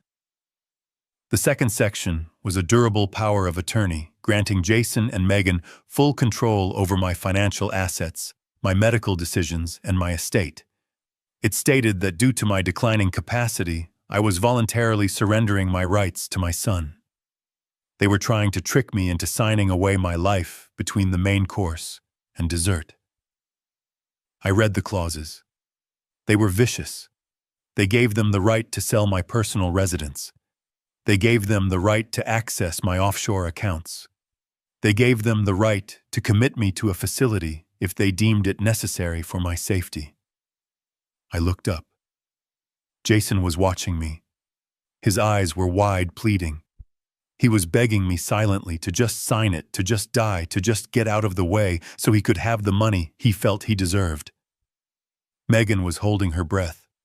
Her knuckles were white on the tablecloth. Charles Henderson was checking his watch, bored. I closed the folder. I took off my glasses. I placed them on the table. I picked up the folder. I weighed it in my hand. Insurance, I said softly. Yes, Jason's voice cracked. Just insurance. I stood up. The chair scraped loudly against the floor. You think I am stupid, I said. My voice was not loud, but it cut through the room like a razor. You think because I drive an old truck and wear flannel that I cannot read. You think because I love you I am blind. Dad, what are you doing? Just sign it. I threw the folder. I did not toss it, I hurled it. It spun across the table, knocking over the crystal decanter of red wine. The decanter shattered. Wine exploded across the white tablecloth, soaking the roast duck, splashing onto Victoria Henderson's sequined dress. Victoria screamed. She jumped up, batting at the red stains. Bernard, are you insane? Look what you have done, I ignored her. I leaned over the table, bracing my hands on the wine-soaked linen. I looked straight at Jason. That is not insurance, I roared. That is a death warrant, transfer of deed, power of attorney. You tried to trick me into signing away my freedom in front of witnesses. You tried to steal my life while I was eating your food. Jason backed away. His face was gray. Dad, no, it is not like that. I can explain. There is nothing to explain, I shouted. You are a thief, you are a liar, and you are a coward. I turned to Charles Henderson. He was standing now, looking furious. You want to know what I do with my days, Charles? You want to know how I spend my time? I spend my time cleaning up the messes your son-in-law creates. I spend my time paying for this lifestyle that you admire so much. What are you talking about? Charles sputtered. Jason is a partner. He owns this house. He owns nothing, I pointed a finger at Jason. He is a fraud. He has never paid a mortgage payment in his life. I pay it. I bought this house. I bought the car in the driveway. I bought the suit on his back. Megan stood up. She was shaking. Stop it. Stop it right now. You are ruining everything. I am ruining it, I laughed. It was a harsh barking sound. I am not ruining it, Megan. I am ending it. I reached down and picked up the soggy document from the mess on the table. I held it up. You wanted me to sign this. You wanted control. I ripped the document in half. The sound of the thick paper tearing was loud in the silence. I ripped it again and again. I threw the pieces like confetti into the air. I am not signing anything, and for the record, you are standing in my house. Your house, Victoria gasped. Yes, my house. The deed is in my trust, and as of yesterday, the lease is terminated. I looked at Jason. He was leaning against the wall, looking like he was going to vomit. You tried to have me committed, Jason. I said, my voice dropping to a deadly whisper. You tried to steal my mind, and tonight, you tried to steal my soul. I reached into my pocket. I pulled out the velvet box with the Rolex, the watch I had bought for him, the watch my father had worn. I looked at it. It was a symbol of legacy, of passing the torch. I looked at my son. There was no one there to pass it to. I dropped the box into the puddle of wine on the table. Merry Christmas, Jason, I said. I turned to the door, but I was not done. I had one more card to play. I had one more person to introduce to the party. I walked to the front door. I threw it open. Leonard was standing on the porch. Behind him was the sheriff.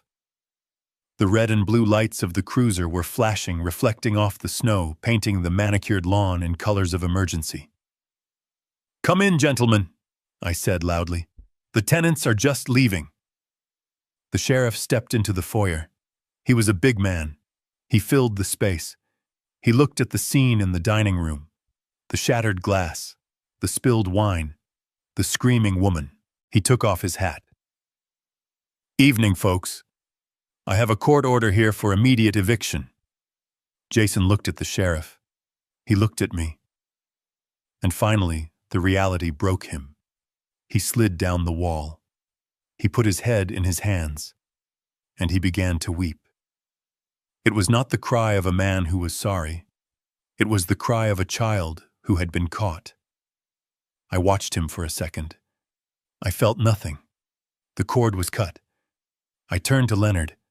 Handle it, I said. I walked out into the cold night air. The snow was still falling. It was beautiful. It covered the corruption. It covered the lies. I got into my truck. I did not look back at the house. I did not look back at the lights. I drove away. I drove toward the darkness of the highway. I had nowhere to be, no one to see. But for the first time in 4 years, I could breathe. The sheriff stood by the door, his hand resting casually near his belt, a silent sentinel of the law. Jason was on the floor, weeping into his hands. But Megan was not done. She was a fighter, a cornered animal who refused to see the cage closing around her. She stepped over her husband. She marched up to me, her face twisted into a snarl that cracked her heavy makeup. "Your house," she screamed. Her voice was shrill, shattering the stunned silence of the room.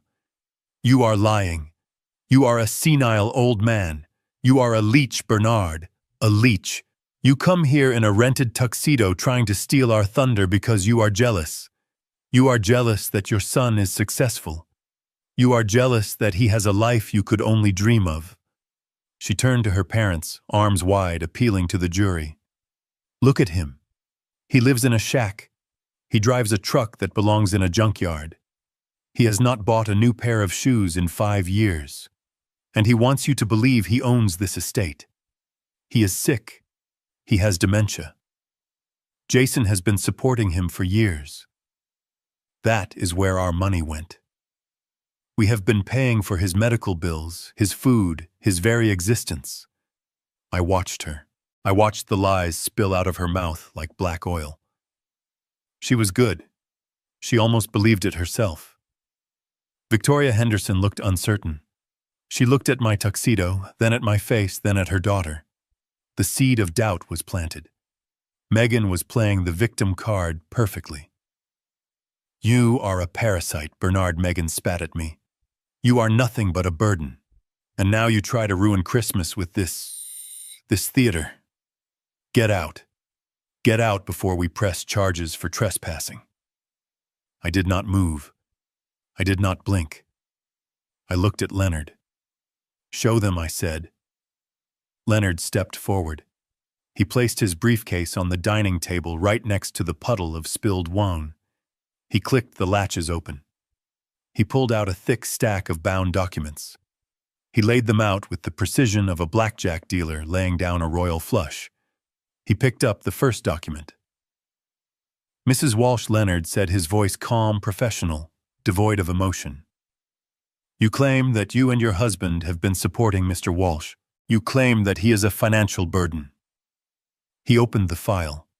He spun it around so Charles Henderson could read it. "This is a forensic accounting of the last 48 months of bank transfers." Charles leaned forward. He put on his reading glasses. Leonard pointed to the columns. "Here you will see a monthly incoming wire transfer of $6,500. It originates from the personal trust of Bernard Walsh. It is deposited into the operating account of Premier Holdings." Charles ran his finger down the page. And here Leonard continued. "You will see the corresponding credit to the tenant ledger for the property located at 12 Oak Creek Drive. Tenant listed Jason Walsh." Leonard looked at Megan. "For 4 years, Jason Walsh has not paid a single penny in rent. Not 1 cent. The entire cost of housing, including taxes, insurance, and maintenance, has been paid by Bernard Walsh." Megan's face went slack. Those are fake. You forged them." Leonard ignored her. He turned the page. "Furthermore," he said, "here are the credit card statements for the American Express Platinum card issued to Jason Walsh." He laid out the statements. They were thick. The primary account holder is Bernard Walsh. Jason is an authorized user. The bill is paid in full every month via autopay from Bernard Walsh investment account. Leonard pointed to a line item. Last month, $4,000 at Saks Fifth Avenue, $3,000 at the Ritz-Carlton, $2,000 at a Michelin star restaurant in New York. He looked at Victoria Henderson. I believe that was the weekend you visited them in the city, Mrs. Henderson. Bernard paid for your hotel. He paid for your dinner. He paid for the dress your daughter is wearing right now. Victoria looked down at her daughter's dress. She looked like she wanted to scrub her skin. I did not know, she whispered. They told us. Jason said his firm had a corporate account. Jason does not have a firm, Leonard said. Jason has been unemployed for 8 months. The room seemed to tilt. The reality they had constructed was evaporating. But Leonard was not done. He reached into the briefcase again. He pulled out a police report. It was fresh. The stamp on the top was dated today. He placed it in front of Jason, who was still huddled on the floor. And then there is the matter of the vehicle, Leonard said. He pointed to the window, to the gleaming white Porsche 911 parked in the driveway next to my truck. It was Jason, pride and joy. He washed it every Sunday. He posted pictures of it constantly. A beautiful car, Leonard noted. $120,000. He looked at Charles. Jason told everyone he bought it with a bonus. A signing bonus for a big deal. Charles nodded slowly. Yes. He said he closed the merger. There was no merger, Leonard said. And there was no bonus. He tapped the police report. 3 months ago, Jason Walsh walked into the dealership. He filled out a lease application. He listed Bernard Walsh as the cosigner. He provided Bernard Walsh's social security number. And then he signed Bernard Walsh's name. I saw Jason flinch on the floor. He curled tighter into himself. Forgery, Leonard said. Identity theft. Grand larceny. I spoke up then. My voice was low. I found out yesterday, I said. When the credit alert hit my phone. I could have called the police then. I could have had him arrested in the dealership parking lot. I looked at Megan. I waited. I wanted to see if he would tell me. I wanted to see if he would confess. Instead, he uninvited me to dinner. Megan was shaking her head back and forth, back and forth. No. No. He told me you signed it. He told me you wanted him to have it. I signed nothing, I said. Leonard placed the last document on the table. It was the deed. The heavy cream paper with the gold seal. And finally Leonard said, the house itself. He smoothed the paper.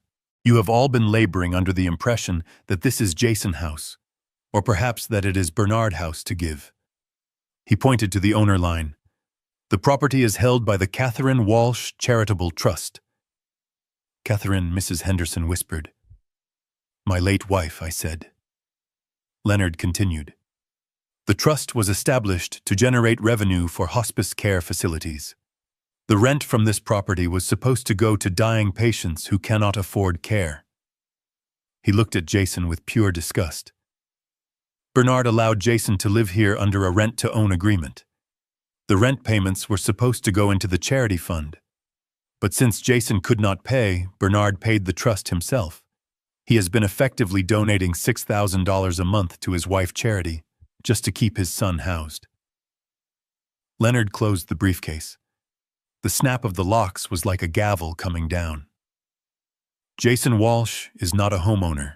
He is a charity case. And he has been stealing from a fund meant for the terminally ill.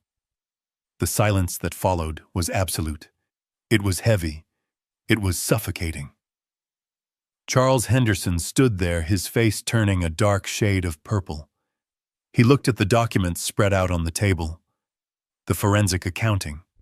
The police report. The deed. He looked at the wine stains on the tablecloth. He looked at his daughter. Megan, he said. His voice was a growl. Is this true? Megan tried to speak. Her mouth opened, but no sound came out. She looked at Jason. She looked at me. She looked at the sheriff. Is it true? Charles roared. Megan crumbled. She fell into the chair, burying her face in her hands. "We just wanted... We needed..." she sobbed. Charles Henderson turned to Jason. He walked over to where his son-in-law lay on the floor. He kicked him. Not hard, but with enough contempt to bruise a soul. "Get up," Charles barked. Jason scrambled to his feet. He wiped his nose on his sleeve. He looked pathetic, a boy in a man-suit. "You told me you were a partner," Charles said, his voice shaking with rage. "You told me you were managing assets.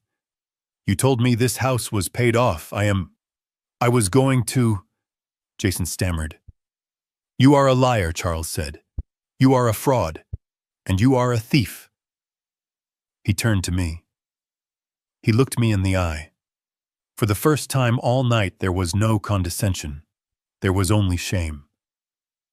"Mr. Walsh," Charles said, "I owe you an apology." I nodded. "You do," I said, "but not as much as they do." I looked at Jason and Megan. They were broken. The facade was gone. The paint had peeled away, and all that was left was the rot underneath. The sheriff stepped forward. He cleared his throat. "Mr. Walsh," he said, addressing me, "do you want to press charges regarding the vehicle?" I looked at Jason. He stopped breathing. He looked at me with wide, terrified eyes. He knew that if I said yes, he was going away. He knew that forgery over $100,000 was mandatory prison time. I looked at the Porsche out the window. It was just metal.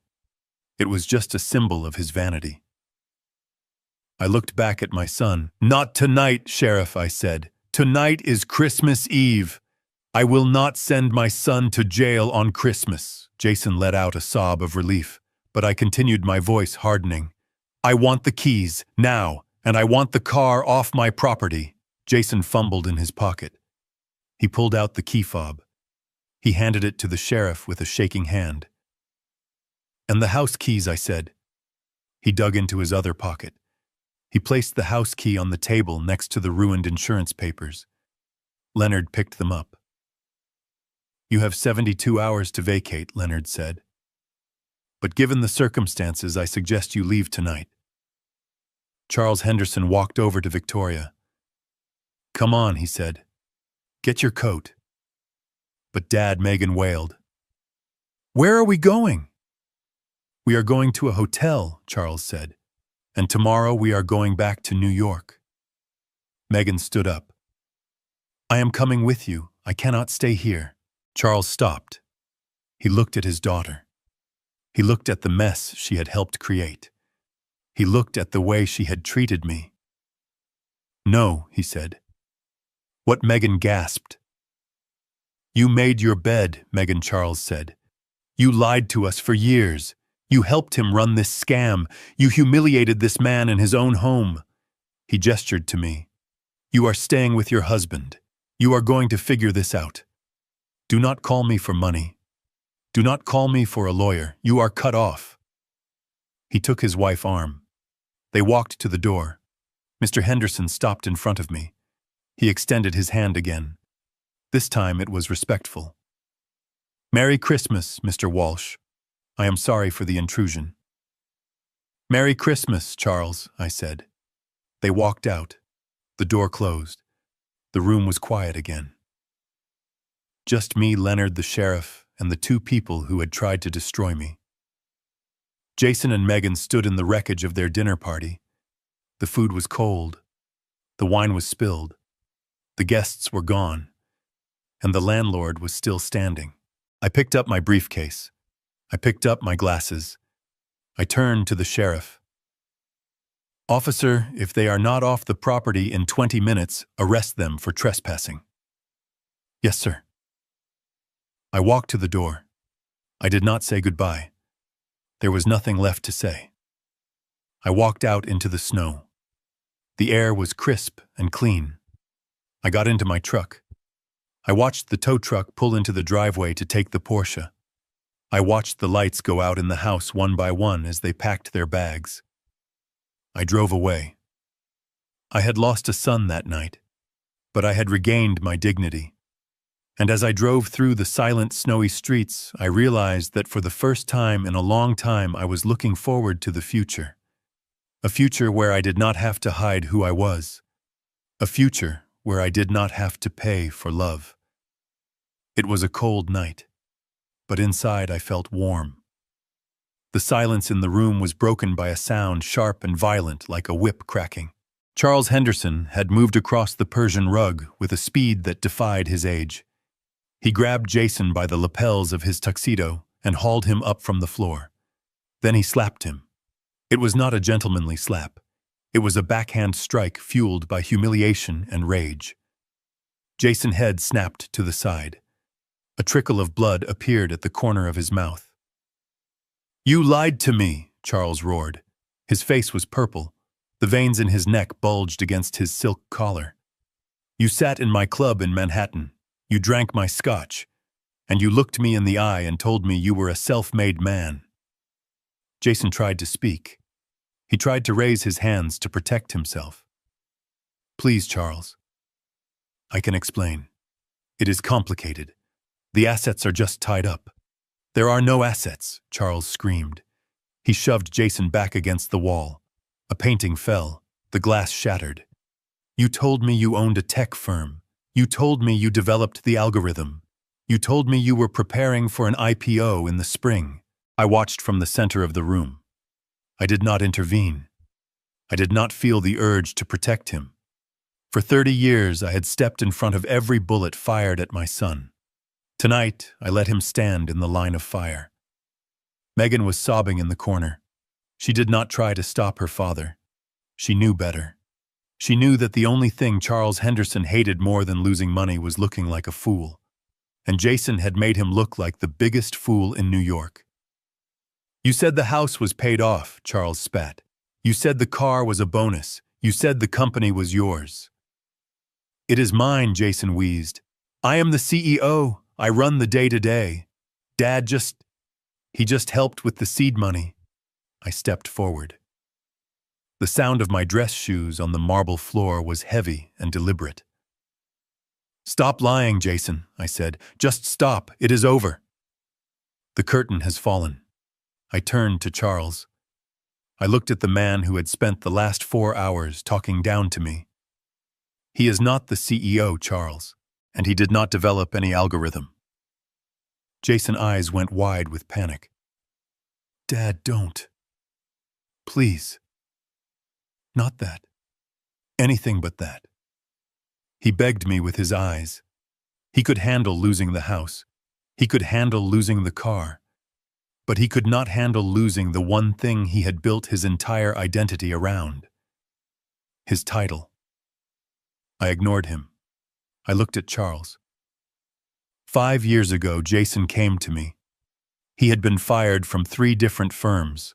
No one would hire him. He was unemployable. But he wanted to marry your daughter. He wanted to look like a success. I took a breath. This was the hardest truth to tell. This was the secret I had kept even from myself. So I built him a sandbox. I created a shell company, Walsh Tech Solutions. I hired a team of actual developers to do the work. And I installed Jason in the corner office. Megan stopped crying. She looked up. Her mascara was running down her face. "What are you talking about, Bernard? I have been to his office. I have seen his staff." "You saw actors, Megan," I said. "You saw employees I paid to nod at your husband. You saw a play." I turned back to Jason. His salary of $300,000 a year. I paid that. From my personal account. The quarterly bonuses. I paid those. The business trips to Tokyo and London. I funded them so he could feel important. So he could feel like a man. I let the words hang in the air. He does not work, Charles. He sits in an office I pay for playing video games and signing paperwork that goes nowhere. He is not a tech mogul. He is a man on an allowance. A very expensive allowance that I have maintained to keep him from feeling like a failure. Jason slid down the wall until he hit the floor. He pulled his knees to his chest. He looked small. He looked like a child who had been stripped of his costume. Charles Henderson looked at his son-in-law with a mixture of horror and revulsion. "You mean to tell me," Charles said, his voice shaking, "that my daughter is married to a man who has never earned $1 in his life?" "I mean to tell you," I said, "that your daughter is married to a man who is entirely a construction of my bank account. And as of tonight, the construction project is finished." I reached into my jacket pocket. I pulled out my phone. I dialed a number. I put it on speaker. The room was silent. Everyone listened. A voice answered. "Hello, Mr. Walsh." "Hello, Leonard," I said. "Are you still in the car?" "I am right outside." "Execute Order 66, Leonard. Dissolve Walsh Tech Solutions. Terminate all contracts. And cut the payroll." "Done," Leonard said. "The email just went out to the staff. The servers are being wiped as we speak." I hung up. I looked down at Jason. "You are fired." It was 2 words. Simple. Clean. But they hit him harder than the slap. "You cannot do that," Jason whispered. "It is my life. It is who I am." "It was never who you were," I said. "It was who I bought. And I am done paying for it." Charles Henderson turned away from Jason. He looked at him like he was something he had stepped in on the sidewalk. "You are pathetic," Charles said. "You lied to my face for 3 years. You let me invest in your phantom company." I froze. I did not know that. "You invested?" I asked. Charles nodded, his face pale. 200,000. He said it was a pre-IPO bridge round. I looked at Jason. He buried his face in his hands. "He stole from you, Charles," I said. "The company does not take outside investment. It is a holding company. If he took your money, he pocketed it." Charles let out a roar of rage. He looked around the room for something to throw. He settled for a heavy crystal vase on the mantel. He hurled it at the wall above Jason's head. "I am calling the district attorney." Charles shouted, "I am going to have you buried under the jail." Megan stood up. She walked over to her husband. She looked down at him. I thought she might comfort him. I thought she might show some shred of loyalty. Instead, she took off her wedding ring. It was a 3-carat diamond. "I paid for that too." She threw it at him. It bounced off his chest. "You are a loser," she hissed. "You are a broke, lying loser." She turned to her parents. "Take me home. Please, just take me away from here." Victoria Henderson grabbed her fur coat. "Come, darling. We are leaving. We are going to the 4 Seasons. We will call the divorce lawyers in the morning." They moved toward the door. A phalanx of wealth and judgment retreating from the contamination zone. Mr. Henderson stopped in front of me. "Mr. Walsh," he said, his voice clipped. "I will expect your cooperation in the prosecution." "You will have it," I said. They walked out. The door did not slam this time. It clicked shut with a finality that echoed in the empty hallway. The room was quiet. The sheriff stood by the entrance looking uncomfortable. Leonard was outside waiting in the car. It was just me and my son. Jason sat on the floor amidst the ruins of his life. The spilled wine, the shattered glass, the broken lies. He looked up at me. His eyes were red. His face was wet with tears and snot. Why, he whispered, "Why did you do this? Why tonight?" I walked over to him. I did not kneel. I stood tall. I looked down at the man I had created. "Because you uninvited me, Jason." He laughed. A high, hysterical sound. "Because of Christmas. You destroyed my life because of Christmas dinner." "No," I said. "Not because of dinner. Because of what it meant." I pointed to the door. "You stood there 3 days ago. You looked at me. You looked at the man who wiped your tears and paid your debts and loved you more than life itself. And you decided I was not enough. You decided I was a prop that did not fit your set design. I leaned closer. You were ashamed of me, Jason. You were ashamed of the hands that built this house. You were ashamed of the work that paid for your suit. You wanted the money, but you did not want the father. Jason sobbed. I am sorry, Dad. I am sorry. I was scared. I just wanted them to like me. I know, I said softly. And that is why I had to stop you. You were drowning, Jason. You were drowning in debt and lies and pretension. If I let you keep going, you would have ended up in prison or dead. I looked around the room. I stripped you bare, son. I took away the house. I took away the car. I took away the job. I took away the wife who only loved your wallet. I stepped back. Now you have nothing. And having nothing is the only place you can start to build something real. I turned to the sheriff. Give him 10 minutes to pack a bag, then lock it up. I walked to the foyer. I picked up my coat. Dad. Jason called out. Dad, where are you going? I stopped. I did not look back. I am going home, Jason. To my small house. To my quiet life. What about me? What am I supposed to do? I opened the door. The cold wind swirled in. You figure it out. I walked out onto the porch. I walked down the steps. I walked past the sheriff cruiser. I got into my truck. I started the engine. I looked at the house one last time. The lights were still on. The Christmas tree was still twinkling in the window. It looked like a perfect holiday card. But inside it was hollow. I put the truck in gear. I drove away. I did not feel triumph.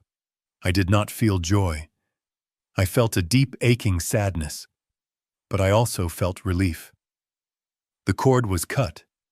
The weight was gone. I was alone. But for the first time in years, I was not being dragged down. I drove into the night, leaving the ruins of my sun fantasy behind me. Tomorrow, the sun would rise. Tomorrow, the house would be boarded up. Tomorrow, Jason would wake up in a cheap motel room with nothing but the truth. It was the best Christmas gift I could have given him. 3 months passed since the night the lights went out at the mansion. The winter thawed into a wet, gray spring. The snow that had covered the lies melted away, leaving the bare, hard ground exposed. My life returned to the quiet rhythm I had fought so hard to protect. I woke up early. I drank my coffee. I went fishing. But the silence in my house felt different now. It was not the silence of loneliness. It was the silence of peace, Paul. I heard about the divorce through Leonard. He called me on a Tuesday morning while I was fixing the fence in my backyard. The paperwork had been filed in New York. Megan did not waste time. As soon as the money dried up, her love evaporated like a puddle in the sun. She cited irreconcilable differences. The difference being that she wanted a millionaire and she got a fraud. Leonard told me the Hendersons had scrubbed the internet. They paid a reputation management firm to bury any mention of the wedding. They erased Jason from their family history as if he were a clerical error. They cut Megan off too for the embarrassment of bringing a pauper into their circle. She was back in the city hunting for a new husband, but she was doing it without the Henderson Trust Fund. They devoured each other. It was inevitable. I did not ask about Jason. I did not check on him. I needed to let the silence do the heavy lifting. I needed him to feel the weight of his own existence without my shoulder supporting it. But I knew he would come. The desperate always return to the well even when they know it is dry. He showed up on a rainy afternoon in March. I saw him pull up to the curb. He was not driving the Porsche. He was driving a beat-up sedan with a rusted door panel and a cracked windshield. It looked like the kind of car you buy for $500 and pray it starts in the morning. I watched him get out. He looked older. The boyish charm was gone, stripped away by 90 days of reality. He had lost weight. His expensive haircut had grown out shaggy and unkempt. He was wearing a uniform, a blue windbreaker with the logo of a courier service on the chest. He walked up the path. He did not swagger. He trudged. He looked at the ground. He looked at the porch where he had stood 3 months ago and demanded $50,000. I opened the door before he knocked. I stood in the frame blocking the entrance. "Hello, Jason." He looked up. His eyes were rimmed with red. He looked exhausted. "Hi, Dad." He stood there in the rain. He did not ask to come in. He knew better. "I heard about Megan," I said. He let out a short, bitter laugh. "Yeah. She didn't stick around long after the eviction. She said I tricked her. She said I wasted her prime years. She took the jewelry. She took the designer bags. She left the rest. It is hard to build a life on a foundation of lies, Jason. It usually collapses." He wiped the rain from his face. "I am living in a basement apartment on the south side. It smells like mold. The heating barely works. It sounds like it is within your budget. I am driving a delivery route. 10 hours a day. Packages, food, whatever. My boss is a kid 10 years younger than me. He yells at me if I am 5 minutes late. It sounds like honest work. I hate it," he burst out. The facade cracked. The entitlement bled through. "Dad, I hate it. I am exhausted. My back hurts. I can barely pay the rent. I am eating ramen noodles. I used to run a company." "You used to pretend to run a company," I corrected him. "You used to sit in a chair I paid for. Now you are working. That is the difference." He looked at me with pleading eyes, the same eyes he used when he was 10 and broke a window. "Dad, please." I learned my lesson. I get it. I really do. I was arrogant. I was ungrateful. But this is too much. I cannot live like this. I am not built for this. You are built for whatever you have to do to survive, Jason. That is what being a man is. He took a step forward. He reached out a hand. "Just help me get back on my feet. I am not asking for the mansion. I am not asking for the Porsche. Just a loan. Just enough to get a decent apartment. Maybe some seed money to start a small business. Real estate. I could flip houses. I learned from you." I looked at his hand. It was calloused. It was dirty. It was the first time in his life I had seen his hands look like working hands. But his mind was still broken. He still thought there was a shortcut. He still thought he could flip his way out of the hole. I shook my head. "No. Dad." He started to cry. It was a jagged, ugly sound. "Please. I am your son. I am sorry. I am so sorry for everything. For Christmas. For the fraud. For everything. Just forgive me. Please forgive me and help me." I looked at him weeping in the rain. I felt the old instinct rise up. The instinct to fix it. To write the check. To make the pain go away. But then I remembered the look on his face when he handed me the insurance papers. I remembered the way he looked at me when he told me I wasn't welcome at dinner. If I helped him now, I would destroy him. I would validate the idea that tears are currency. I would teach him that consequences are temporary if you beg hard enough. I stepped out onto the porch. I stood toe to toe with him. "I do not have a check for you, Jason." He looked at me, his face wet with rain and tears. "Do you hate me?" he whispered. "Is that it? Do you hate me for what I did?" I put my hands in my pockets. "I do not hate you. I love you enough to let you suffer." He flinched as if I had hit him. "Forgiveness is God work, Jason. I said, my voice steady. My job is different. My job is to teach you the lesson I forgot to teach you for 30 years. I leaned closer. You are responsible for yourself. No one is coming to save you. No one is going to bail you out. The mold in your apartment is your mold. The boss who yells at you is your boss. The life you have right now is the life you earned, but I can't do it alone. He sobbed. You have to, I said. Because as long as you think there is a safety net, you will never learn to fly. You will just keep falling and waiting for me to catch you. I am done catching you. I stepped back. I put my hand on the door. Go back to your apartment, Jason. Go back to your job. Pay your rent. Save your money. And maybe in a year or 2 or 5, when you have built something that is actually yours, come back and see me. And if I don't make it? He asked, his voice hollow. Then you didn't make it, I said. I closed the door. I locked the deadbolt. I stood in the hallway listening to him cry on the other side. It was the hardest thing I had ever done. It was harder than building the skyscrapers. It was harder than burying Catherine. To hear your child in pain and do nothing is an agony that has no name. But I knew it was necessary. Eventually, the crying stopped. I heard his footsteps walk away. I heard the engine of the beat-up sedan start. It sputtered, then caught. He drove away. I went to the window. I watched the taillights fade into the rain. He was alone. He was broke. He was miserable. But he was driving his own car. He was going to his own apartment. He was living his own life.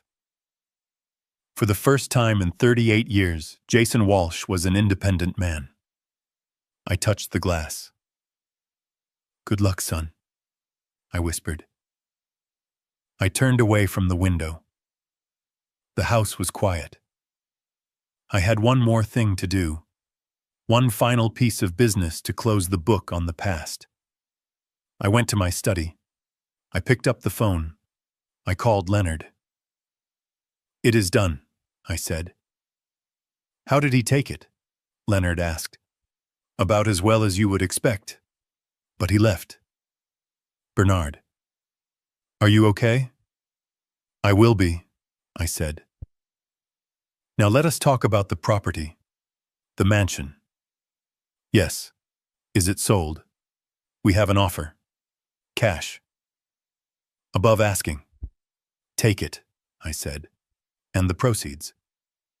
What do you want to do with the money? It is a significant sum.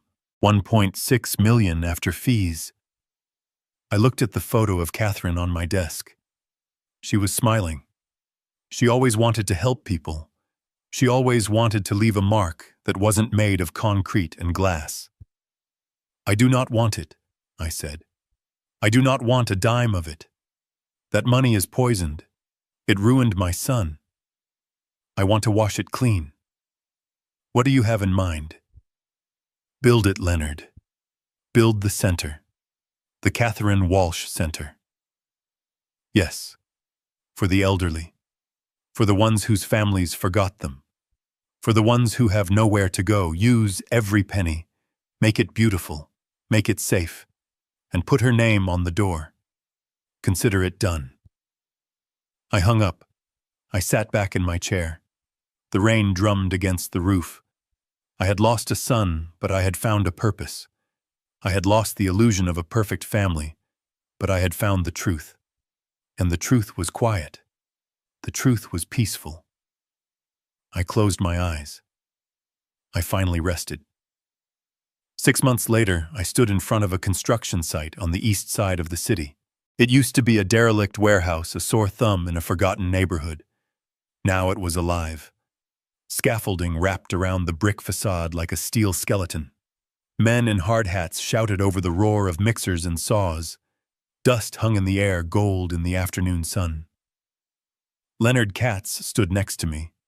He was wearing a hard hat that looked ridiculous with his Italian suit. He held a roll of blueprints.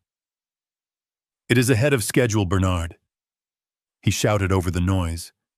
"We should be open by November." I looked at the building. I looked at the sign out front. The Catherine Walsh Center for Dignified Living. It was not a nursing home. It was not a facility where people went to wait for the end. It was a community. Small apartments, common gardens, a library, a workshop, a place for people who had worked hard all their lives and had nothing to show for it but calluses and memories. People like the man I pretended to be for 5 years. "I spent every dime, Leonard," I said. "Every dime," Leonard confirmed. "The proceeds from the mansion sale. The rest of your liquid assets. You kept enough for your pension and your travel fund, but the rest is in the mortar." Good. I felt lighter than I had in a decade. The money that had poisoned my family was gone. It was transmuted into something that could not be stolen, something that could not be gambled away in Vegas or wasted on designer handbags. It was concrete. It was shelter. It was Catherine legacy. I turned away from the noise. "I have a plane to catch, Leonard." He shook my hand. "Send me a postcard." "And Bernard." "Yes." "Do not answer the phone." I smiled. "I won't." I walked to my truck, but I did not get in the driver's side. I opened the passenger door. Doris was sitting there. She was reading a paperback novel. She looked up and smiled. Doris was 68. She was a retired librarian who lived 3 doors down from my small house. She had short silver hair and eyes that saw everything. She was the one who brought me soup when I had the flu last winter. She was the one who sat on my porch and listened to me talk about fishing, without once asking what I did for a living or how much I had in the bank. She liked me for me. It was a novel concept. "Ready for an adventure, Bernard?" she asked. I climbed in. Ready as I will ever be. We drove to the airport. I left the truck in long-term parking. I did not care if I ever saw it again. We walked through the terminal. We did not turn right toward economy. We turned left toward the first-class lounge. Doris' eyes widened as we boarded the plane. It was a Dreamliner heading to Rome. Our seats were not seats. They were pods. Leather. Private. Champagne was already waiting. "Bernard," she whispered, "this is too much. You said we were going on a trip. You did not say we were flying like royalty." I took my jacket off. I settled into the seat. "I spent 40 years building castles for other people, Doris. I think it is time I lived in one for a few hours." She clinked her glass against mine. "To Italy," she said. "To new chapters," I replied. The plane taxied to the runway. The engines roared. I felt the pressure push me back into the seat. I looked out the window. The city fell away. The skyscrapers I built became toys. The mansion I bought became a speck. The life I had lived became history. My phone buzzed in my pocket. I ignored it. It buzzed again, and again. I sighed. I reached into my pocket. I pulled it out. There was a text message on the screen. It was from Jason. "Dad, I got a promotion. I am a shift supervisor now. It is only $2 more an hour, but it is something. I am trying, Dad. I really am. Can we talk? Please, I miss you." I stared at the words. I felt a tug in my chest, a phantom pain. The instinct of a father to say, "Good job." The instinct to say, "I am proud of you." But I looked closer. "I miss you." He did not miss me. He missed the safety. He missed the ease. He was lonely, and his life was hard, and he wanted his father to make it soft again. If I answered him, I would undo everything. If I answered him, the 3 months of silence would be wasted. He was working. He was surviving. He was climbing his own ladder rung by painful rung. He was finally becoming a man, and the only way to keep him a man was to stay a ghost. I looked at Doris. She was watching me. She saw the shadow cross my face. Everything okay, Bernard? I looked at the phone one last time. I thought about the warehouse in Vegas. I thought about the forged signature on the car lease. I thought about the eviction notice on Christmas Eve. I pressed the power button. The screen went black. But that was not enough. I flipped the phone over. I pried off the back case. I took out the battery. I slid the small SIM card out of its slot. It was a tiny piece of plastic and gold. It held my number. It held my connection to the past. It held the pathway for Jason to reach me. I held it between my thumb and forefinger. I am fine, Doris, I said. I am better than fine. I snapped the SIM card in half. It made a small, sharp sound, like a twig breaking in a winter forest. I dropped the pieces into my empty champagne glass. I put the dead phone back in my pocket. The plane banked. We broke through the clouds. The sun flooded the cabin, blinding and bright. I reached out and took Doris' hand. I lost a spoiled son, I said, looking at the clouds. But I found my life back. The stewardess came by with a bottle. More champagne, sir. Yes, I said. Fill it up. We have a long way to go. And for the first time in my life, I was in no rush to get back. We often make the fatal mistake of confusing financial support with love. For years, I thought I was protecting my son by paying his way, but I was only robbing him of his own character.